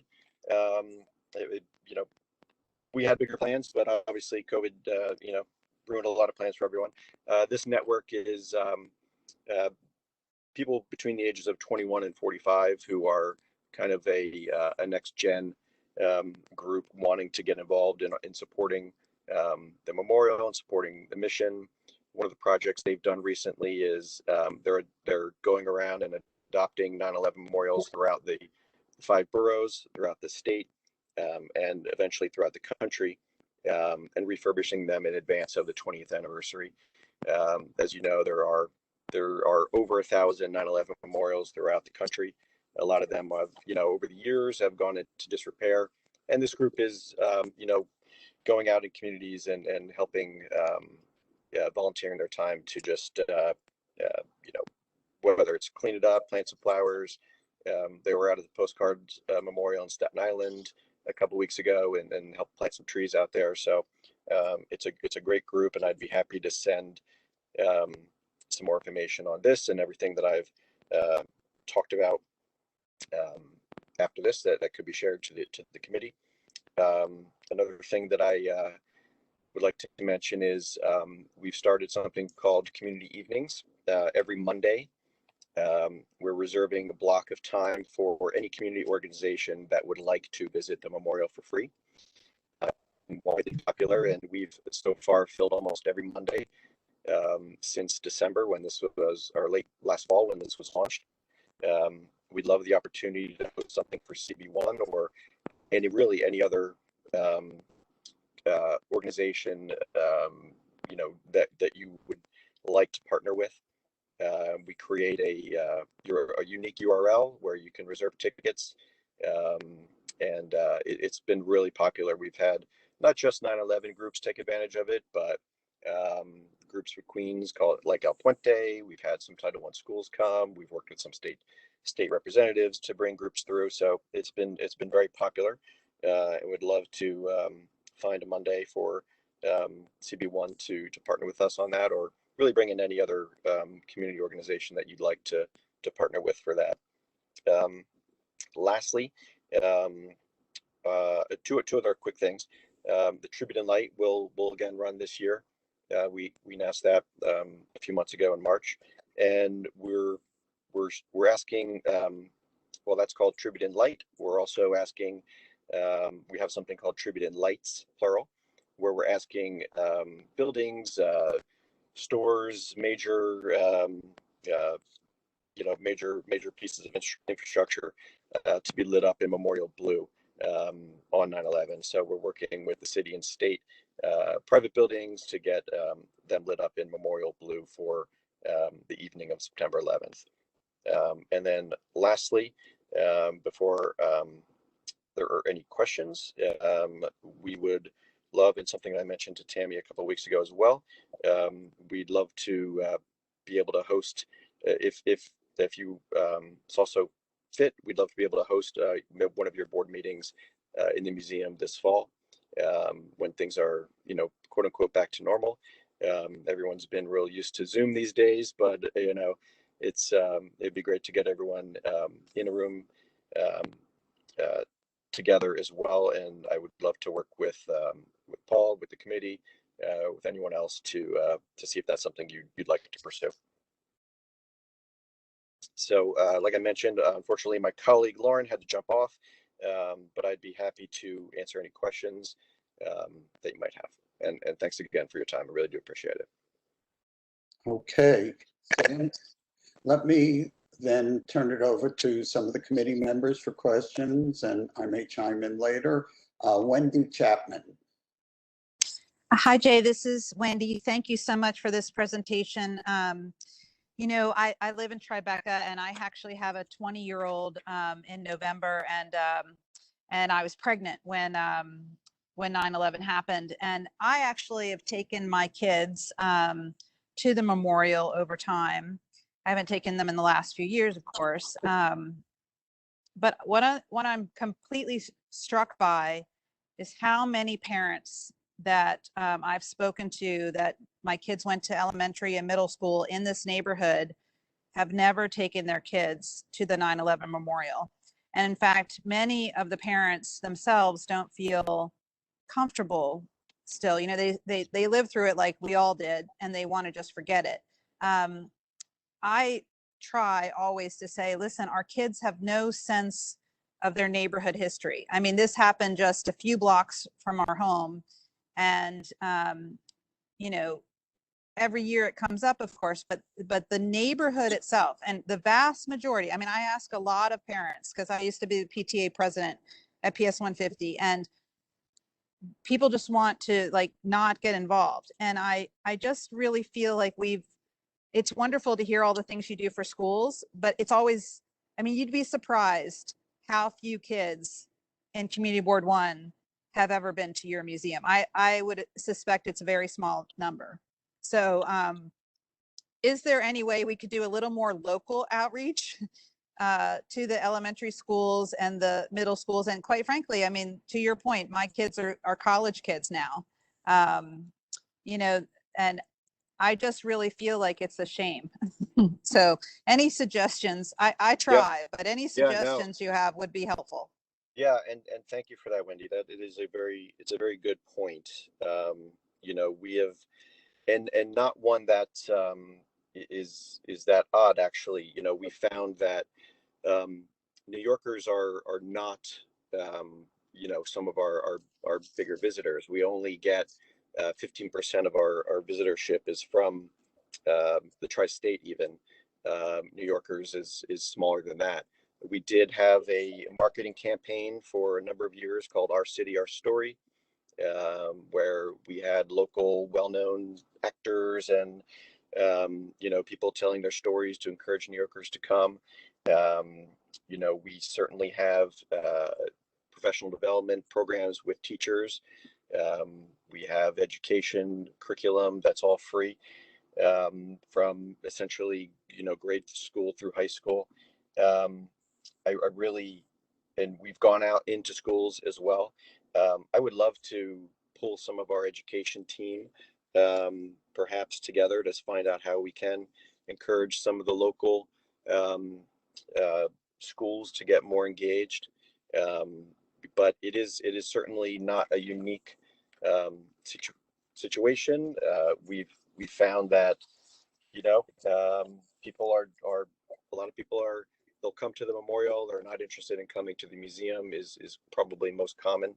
But I would love to get our heads together and figure out how we can do that. But I thank you for bringing that up. Thank you. I don't know how to do it, quite Yeah, frankly, but I yeah. just think it's anyone that, especially all the kids that, I mean, I participated in some health studies as well, and I've never heard anything since the year I participated, and that's been a really long time. I know it's not related to the museum exactly, but it's still not as cohesive for the people locally as you would think it is. I would love to. I mean, I don't even know if you could, in the kiosks that are in our neighborhood, they have some of those, or just make sure that the neighborhood feels invited. I feel like there's a lot of national and like a broad reach, but there's not a lot of targeted local reach, if that makes sense. I understand that. Something that we did from a grant perspective as well is, every New York City student had free admission to the Memorial Museum the past 4 years. That grant program ran out last year, and we're working to get that funded again, so that all, and the program that we have for students is incredible. We have 4 classrooms, we have professional educators and staff that will take them through, depending on their age, different parts of the Memorial Museum. We'll bring them back to the classroom for a lesson. It's a very well thought out and well put together program. I thank you for the question, and I'm certainly going to go back to our education team to see how we can address this. Yeah, that would be great. And I'm sure we would be happy to provide you the names of the local schools. Thank you. Yeah. Thank you. Okay, Michael Francoeur. Yes, thanks, Paul. And thanks, Jay, for sticking it out with us in this meeting. It's really been great to hear from you guys. Apologies from I'm sitting in my car because I'm juggling kids' sports, lacrosse and baseball right now. So thanks for. Hey, no worries. And I also wanted to say I'm really glad to hear that I was glad to hear the update last month that the barricades would be coming down around the World Trade Center in our district. We're no stranger to those barricades. We have a lot of security zones and a lot of public areas that have restricted access. So it's great to see that the World Trade Center is getting reopened again. Because yeah, I mean, my visits are probably more mundane than others. I walk across to go to the Battery Park City, or to the grocery store, but I always appreciate being able to walk through that plaza. And so I was just curious. You mentioned that the barricades are coming down around Greenwich, and I noticed that. I was actually out there before this meeting, and the barricades aren't there, but there are like bollards and a linked chain that seems to be preventing like free access. It might be I was there after 5, so I'm not sure what your operating hours are now. So I just would love to hear a little more about what the final plan is. Maybe that's just temporary. And then if you could also just speak to, I was curious why were the barricades installed in the first place? So first of all, the barricades were installed in the first place so that during the start of COVID, we wanted to be able to make sure that visitors to our site were adhering to COVID restrictions, whether it's mask, limited number of people. It allowed us to space people out, have limited people on site, allow family groups to stay together. We work with NYPD on having those there and with security at the site. So it's my understanding that they were up in the beginning so that we could control the number of people on site, control the COVID, the PPE, the masks and so forth. I know that they came down last Wednesday, the 9th, I believe. Typically what we do when we close, we have adjusted our hours. We've shortened our hours. We used to be open 7 days a week. The museum is now open 5 days a week. The memorial is open 7 days a week. But each evening when we close, we do put those, it's like a plastic kind of yellow stringed guide just to allow us to secure the site and to allow us to clean, allow us to do things like that. So that in of itself is not new. But I would imagine as things are lifted and with the announcement today, I believe we'll be, expanding hours, and we always kind of expand hours into the summer. So I can check back as to, when those go up and when those go down. I don't know that off the top of my head. Sure. Yeah, that would be great. And go ahead. Sorry, your other question again? Yes. I was writing guess it I was down just. and Yeah, go ahead. No, go ahead.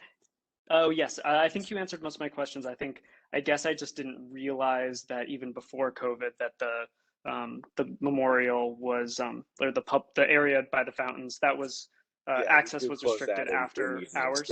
Yeah. Okay, maybe I just was never there late enough. So I guess my point is just to make that area does. I know it's a memorial and it's for remembrance and for people visiting, but it also does serve a role to the residents living here as public space. So the more that it can be open and unrestricted, the better. So that's just my closing point. Thanks so much.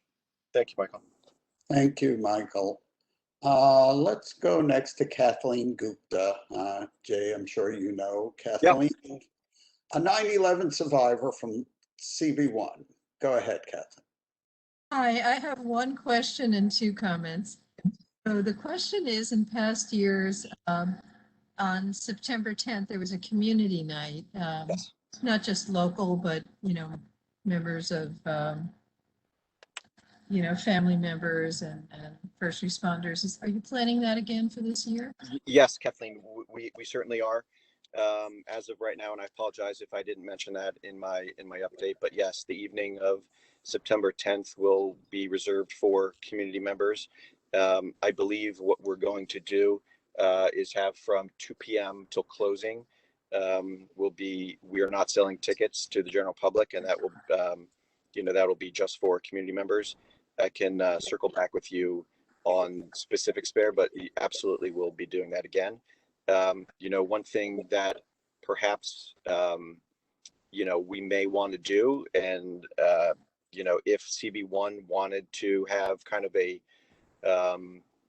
commemorative moment, perhaps, a wreath or something or flowers at the survivor tree, I'd be happy to work with the committee on something if CB1 wanted to have their own kind of commemorative moment that evening. I'd be happy to work with you on that. Okay, great. That sort of ties into my comment, which is on whatever night we set aside for the community board to visit, there are members of the board who put in great efforts over 20 years for the planning of the museum, going back to the LMDC days, to donating personal items and oral histories and people who are now struggling with 9/11 related illnesses. So it would be nice to somehow connect, not just make it a general visit for the board members, but to connect the interest and activity of the board members over these 2 decades.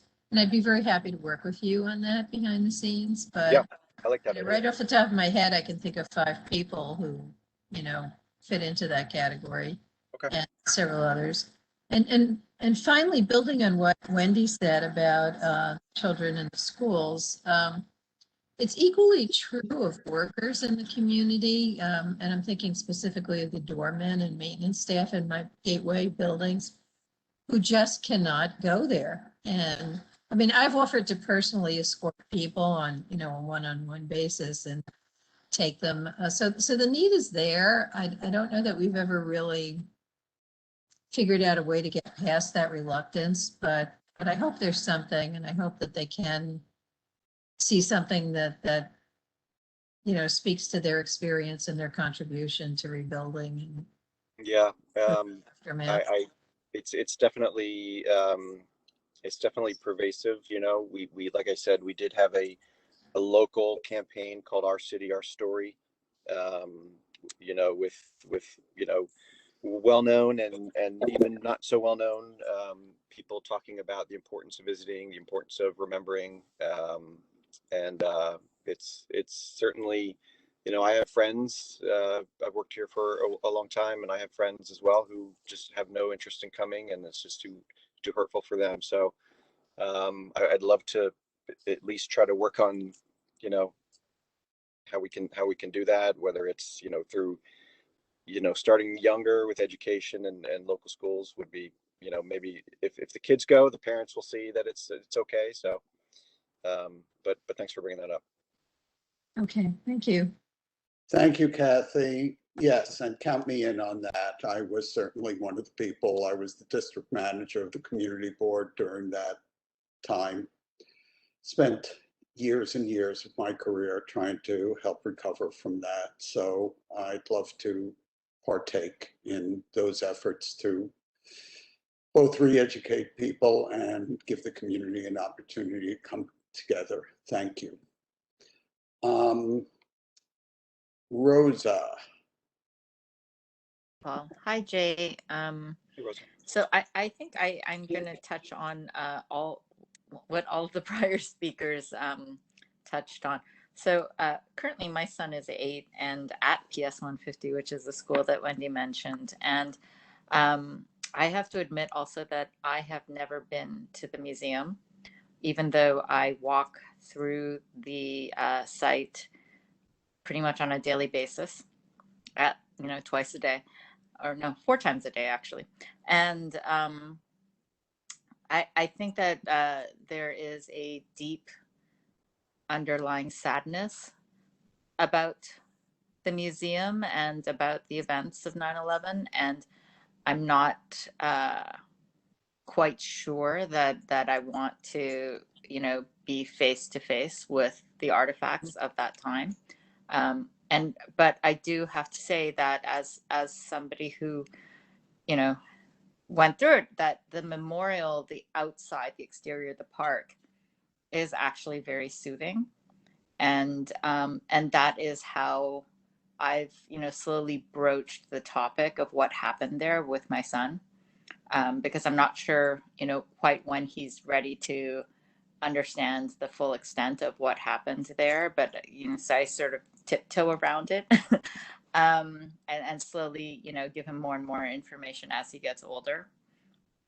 And but also the survivor tree that you mentioned, I think is a really great sort of way to introduce the topic in a way that is also hopeful.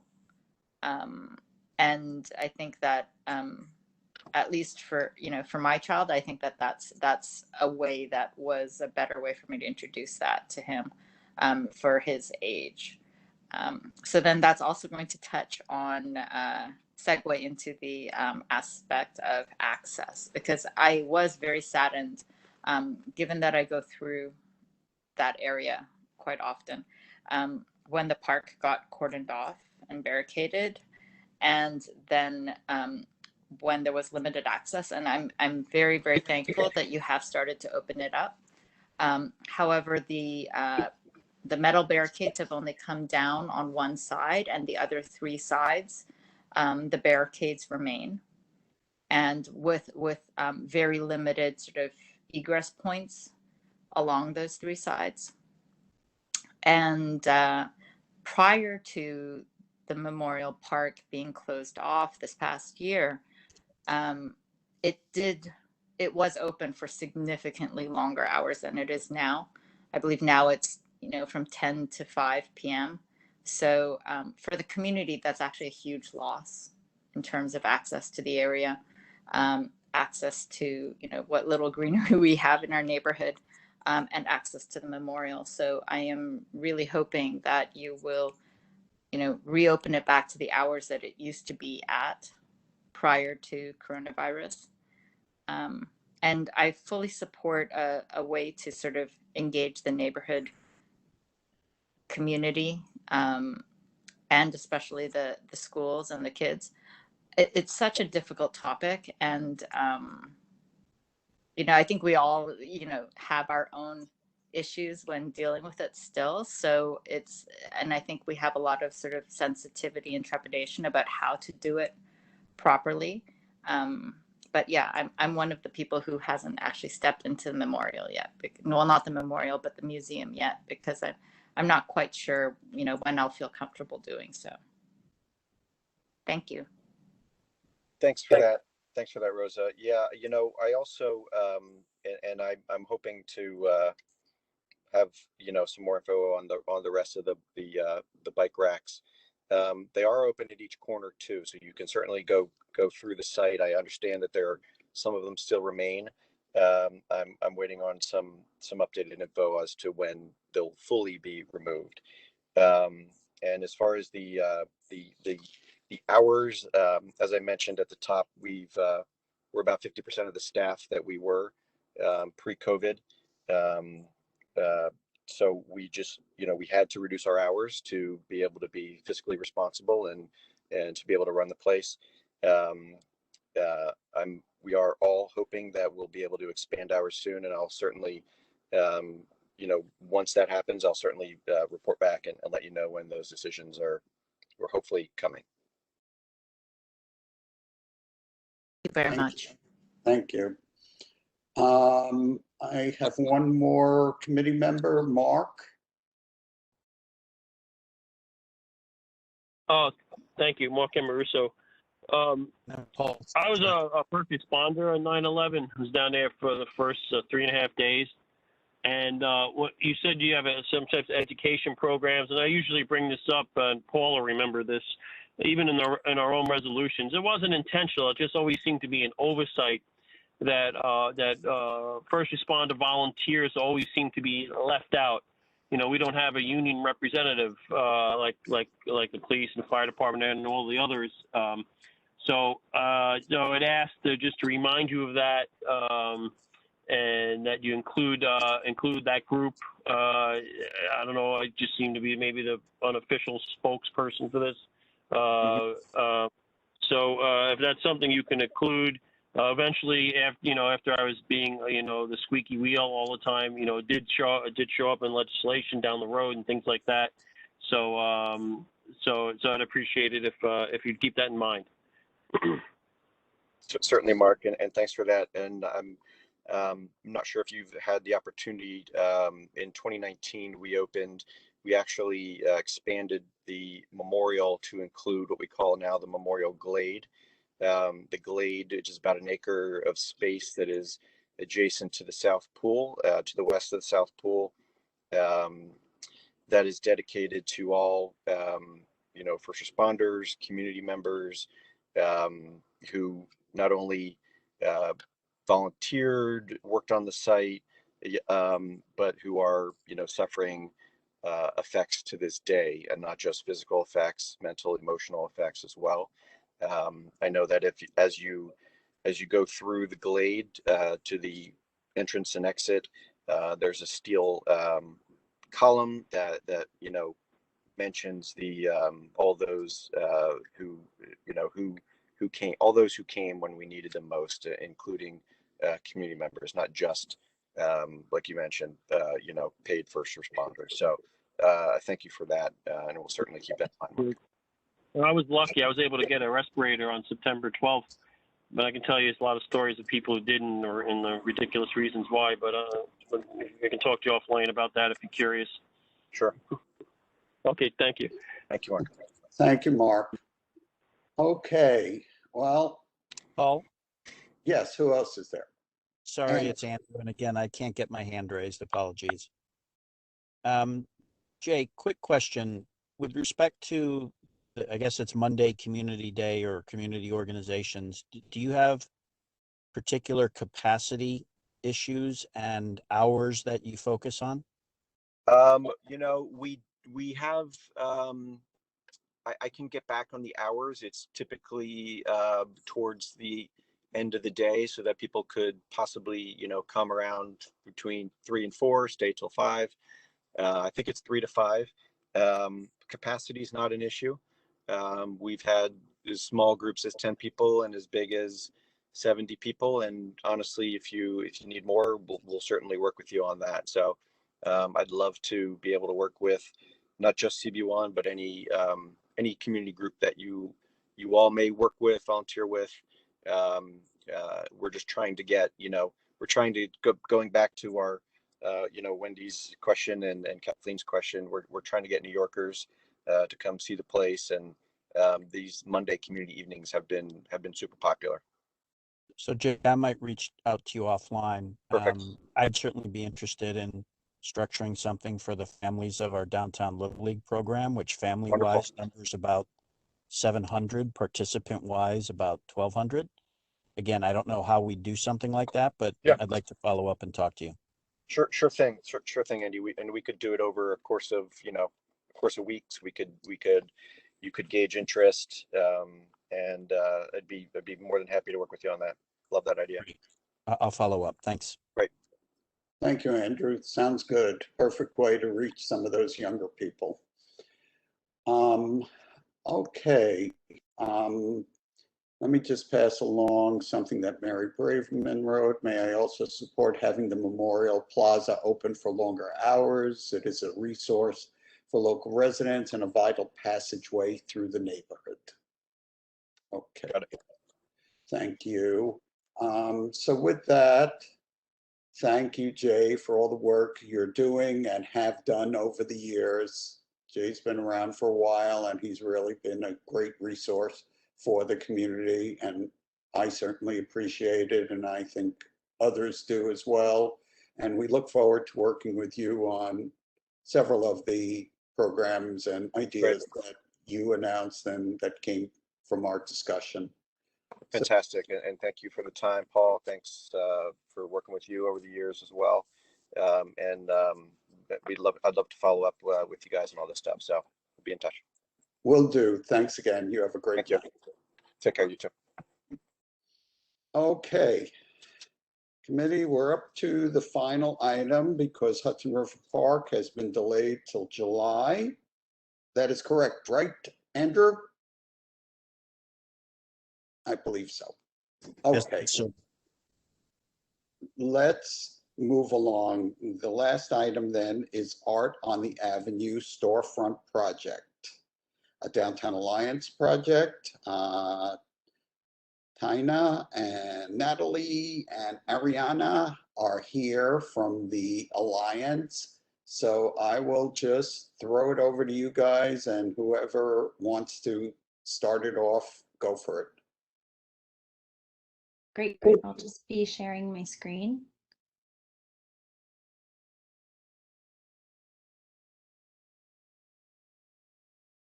There we go.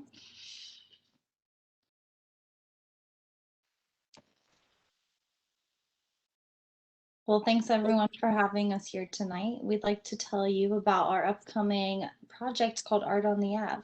Taina?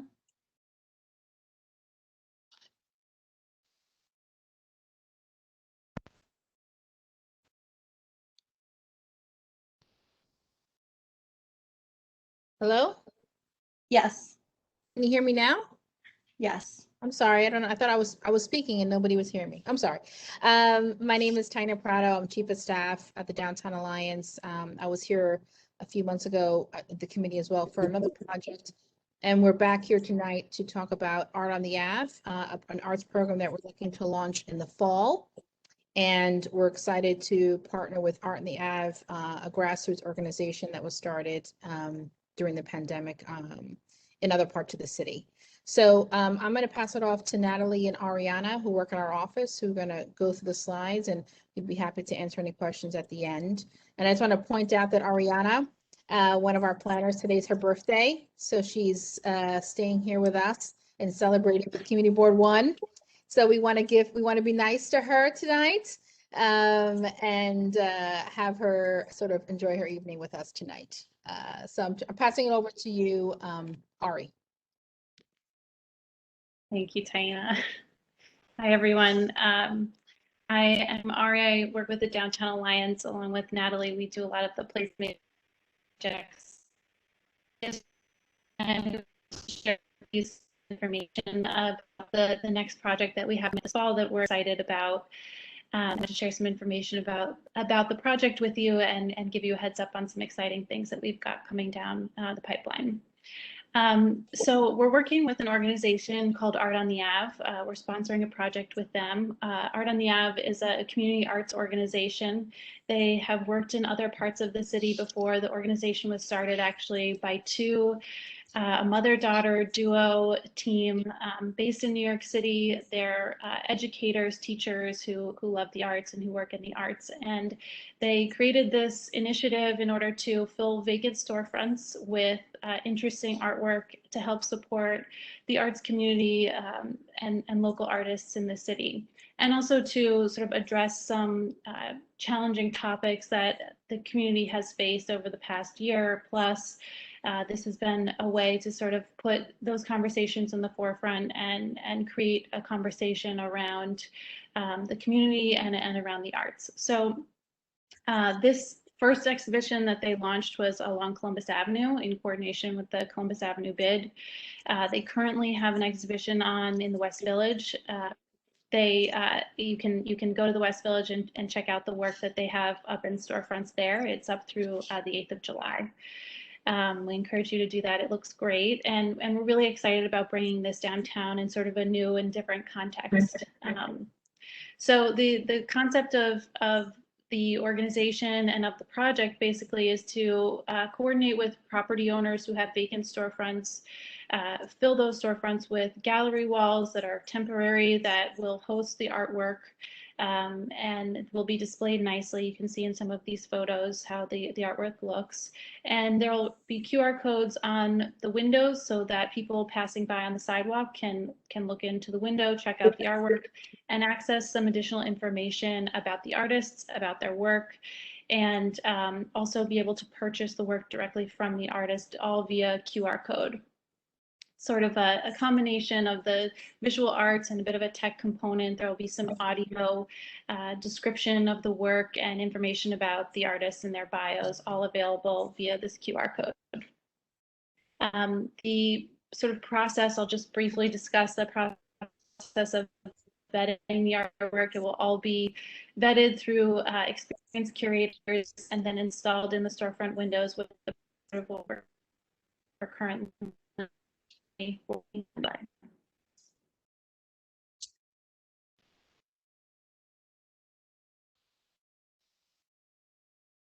Next slide, Natalie. Thank you. So we just wanted to sort of lay out the objectives of this program. Like many of our placemaking initiatives, the primary goal is to enliven the streets of Lower Manhattan. We want to make the district look great, be attractive to people, visitors, locals, and sort of workers alike, improving the experience for pedestrians, especially as we see, unfortunately, vacant storefronts throughout the district and throughout the city, frankly, and especially in advance of the September 11th 20th anniversary. I think we definitely want, as a district, to put our best foot forward, and we want to fill some of those vacant storefronts as we approach the 20th anniversary of September 11th. So, those are sort of two main objectives here in terms of enlivening the streets in Lower Manhattan. We also are interested in supporting New York City-based artists, amplifying underrepresented voices, and creating an opportunity for artists to display their work and to also receive 100% of the proceeds from the sale of their work as displayed in these vacant storefront windows. And that's sort of an unusual opportunity for a lot of artists who, oftentimes have to pay for a gallery space or something, some middleman equivalent. But in this case, they're sort of direct to consumer, direct to the pedestrian. So it's a nice opportunity for artists as well. Go to the next slide. So I'll just briefly share a timeline with you. I'm going to put in the chat the same link that you see on the screen. We have right now the call to artists. So the process is that artists are able to submit an application. They can go to this website. It's an open call. Anyone can submit, and you have to fill out an application. There's some information required, and submit an image of the artwork that you'd like to submit as part of your application. The open call is available online now. We sent this information along to Diana a few weeks ago when it opened. It will be up through July 2nd, and that's at that time the call to artists will close. The curators will sort of make their final selections of the artwork that they have chosen as sort of the top pieces. And then there will be a process of vetting the artwork further with a selection panel. All of the final selections will be made by the end of July 23rd. And then the work of installing the artwork will happen in late August, and the program will actually launch at the beginning of September, just after Labor Day. The artwork will be in storefronts for about 3 months, just until after Thanksgiving.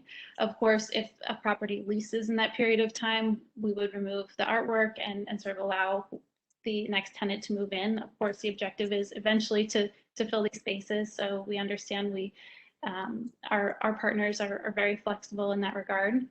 But the projected end of the initiative will be November 28th. And with that, I think I'll pass it on to Natalie to go through the rest of our slides. Great. Ari mentioned that this open call is available now, and there's some criteria. As she mentioned, it's confined to New York City-based artists. It will be two-dimensional artwork. We're looking ideally for artwork to hang on the gallery walls. All artwork is for sale under $5,000. And there's an overall theme of resiliency of New York and its people, and this theme is, open to interpretation from the artist. A little bit more about how the selection will be broken down. Our partners, Art on the Ave, have brought on 2 curators who have history and arts education, and one is the assistant director at a gallery in Chelsea currently. They will work to select artists based on criteria that they are determining, and then we'll have a broader selection panel. And this will, allow for a small committee to decide final artworks to be placed, including our partners with property owners. We are certainly reaching out to the community board for a committee member to join our selection panel, and you'll be hearing from us soon. And then you're probably wondering where this is happening. Well, ideally, we would love this to occur along Broadway, and especially in vacant storefronts. We're currently working with a few property owners to secure spaces. So we're not ready to announce the exact locations just yet, but there will be more information to come on that. And we're looking to keep it along Broadway to be really attractive to commuters as they return to the district and visitors, especially with the upcoming 20th anniversary of 9/11 and Broadway's close vicinity to the World Trade Center. And additionally, when the event is up, we are planning to do some free community events. Art on the Ave has already done a few community events in their current exhibition in the West Village. And some of these, for example, would be bringing in school children for a tour, inviting others to do tours and use the QR code as an audio guide to learn more about the artwork. Here's some news clips and media headlines of all of the good press that Art on the Ave has previously received. They do have a current exhibition up in the West Village. We encourage you all to check it out. You can learn more about this organization we're partnering with on their website. And please share the open call to artists with any local artists you may know. And we all encourage them to apply for the deadline, which is early July. And lastly, I'd like to fill you in on a separate, very fun and creative project we are looking to do also in fall of 2021. You may recognize this light pole in the photo. These are the Alliance style P-poles, lampposts that stretch along Broadway from about Murray Street down to State Street. And we're looking to partner with an artist or multiple artists to have them decaled and covered in artwork. The artwork will be subject to DOT approval, and the Alliance is currently working internally to decide the best way forward and who we might partner with for this exciting project. So thank you all for hearing about our new upcoming endeavors, and I'll take any questions that you have. Thank you. Thank you. Just one basic question I have. Do you need any kind of formal approvals? I know you said at the end DOT for the lampposts. Other than that, any city or any other approvals needed?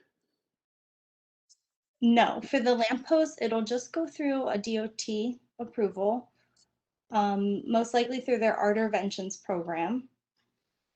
And these light poles, actually, the Alliance owns them, so they're a little bit unique. We own and maintain this specific type of people, but of course, we do, you know, to meet all traffic standards, we'll be working with DOT to make sure that the artwork is appropriate. Okay, sounds like a nice program to me, but let's hear from the others. Okay. Alice. No, I actually figured it out. I was just looking, I was so excited. I went immediately onto your website and thought of about, 15 people I should be sending this to, but I did find the application. You don't note the downtown area on the website. I assume that'll eventually come up, but right now it's just the village and the Upper West Side. So this sounds great. What a wonderful opportunity for our community artists. Thanks very much. Thanks, Alice. Yeah, there's a link in the chat now that's specifically for the open call for downtown. So you should be able to click on the link and please share that with any contacts, anyone in your network that you think might be interested. Oh, great, thanks. Perfect. Joe Lerner. Just a word of caution. If I step into one of your stores and I buy a piece of art and I say I'm going home by bus, will they be able to wrap it up so I can take it by bus? This is a true story, by the way. I bought art all over the world. In some places, they were not able to take care of my needs in wrapping it up, so to speak. So the way that the sale of the artwork works is the artists are required to leave the artwork in the window for the duration of the event. If you purchase the work, you're doing it from the sidewalk, just using the link or the QR code that you see on the window. And once you purchase the work directly, they will put it in the window until the end of the event, and then they will arrange directly with the person who's purchased it to come and pick it up. At the end of November, once the event is over. Or ship it out. Yeah. For you, yeah, for you, Joseph, we will get it to your house. We'll send somebody over there with the package. Buy as much art as you want, Joseph. That's totally fine. Hey, can't argue with you. All right, thank you. Is that it, Joe? Yes. Thank you. Okay. I don't see any other speakers for this. Oh, now I do. Rosa, you just put your hand up, right? I did. Thank you. Yeah, I think this program is going to be amazing, and it's been really sad to walk around our neighborhood and see so many shuttered storefronts. So this is wonderful. I'm wondering if there's any possibility for you to extend it beyond Broadway, because I just feel like we have so many storefronts that are empty, and so many shops on the ground level that are vacant and abandoned. And it would be amazing to be able to sort of expand this program to enliven up our neighborhoods and create something interesting. I mean, God knows we have enough tourists walking around to be able to, like, they're already back, to be able to generate the foot traffic and the interest in these storefronts if we're able to find enough art to put up in there. I think it would be wonderful to expand it for our community. And happy birthday. Yeah, we hope, thank you. We hope we hope to be able to sort of activate as many storefronts as we can. We're working right now to get in touch with property owners and sign agreements directly with the property owners and encourage them to participate in the program. It's always a little bit of a challenge to get in touch with the right person, and sort of that's part of the work that we've got underway right now. So while we're focusing on Broadway, we recognize we want to activate as many locations as we can. So I think it probably will not be limited just to Broadway, but more to as many property owners as we can get interested in the project. We're hoping to participate. And one thing I will add to that, I will say that if anybody here in the committee or people that who are owners who own buildings that you may have a relationship with, or please feel free to reach out to me or Ari or Natalie and connect us with those folks, and hopefully maybe those will lead to some productive conversations. And I just had one other question. Cora Fung from Councilmember Chin's office just texted me, Ari, a question, and I want to just confirm with her because I think she's listening. Do the artists need to live in Lower Manhattan? And I think the answer is no, they need to be living in New York City. I wanted just to clarify. If you can please clarify that point. Thank you. Yes, yeah, it's New York City-based artists. It's open to New York City-based artists. So anyone kind of in the 5 boroughs, it's not specific to Lower Manhattan. Okay, thank you. Thank you. That's for you, Cora. Hey, Paul. Go ahead. I'm wondering if we don't put this initiative in contact with Bill Sapalis. I don't know if you remember Bill, but he was the individual who was working with artists to place art installments on the street structures that restaurants were building. So I don't know if there's any alignment or network of folks that were involved in that may be of potential consideration here. Okay, you guys want to think about that? Sure, I think, yeah, we're interested in, yeah, we would definitely be interested.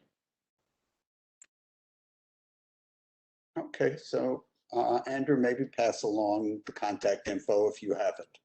Sure, Diana, I'll send it to you if that's okay. Very good. Thanks.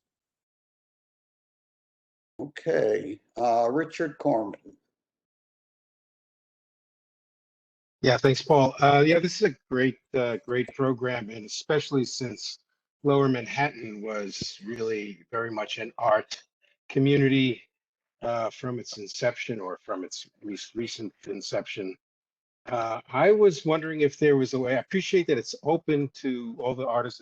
The art is open to artists across the city, but could Lower Manhattan artists get some sort of preference here in the program? It's currently open. I'm not sure, how many artists we've gotten from Lower Manhattan, but I think, we're interested in, we're certainly interested in representing Lower Manhattan artists. So we'll definitely take that into consideration. Great, thanks. Okay, anyone else want to chime in on this one? Okay, well, sounds like you have a lot of support on Community Board 1 for this program. So we wish you luck and keep us posted. And I guess we're interested in which CB member gets on that panel to help select artists. And with that, let me thank Tina, Natalie, and Ari for appearing tonight. And you all have a great birthday and a tremendous night. Thank you again. Thank you. Thanks very much. Thank you. Right. Okay, committee. Unless there's any other new business, I guess we're ready to adjourn. Anything else? Okay, so let me wish you all a great evening. Thank you for hanging in there. And we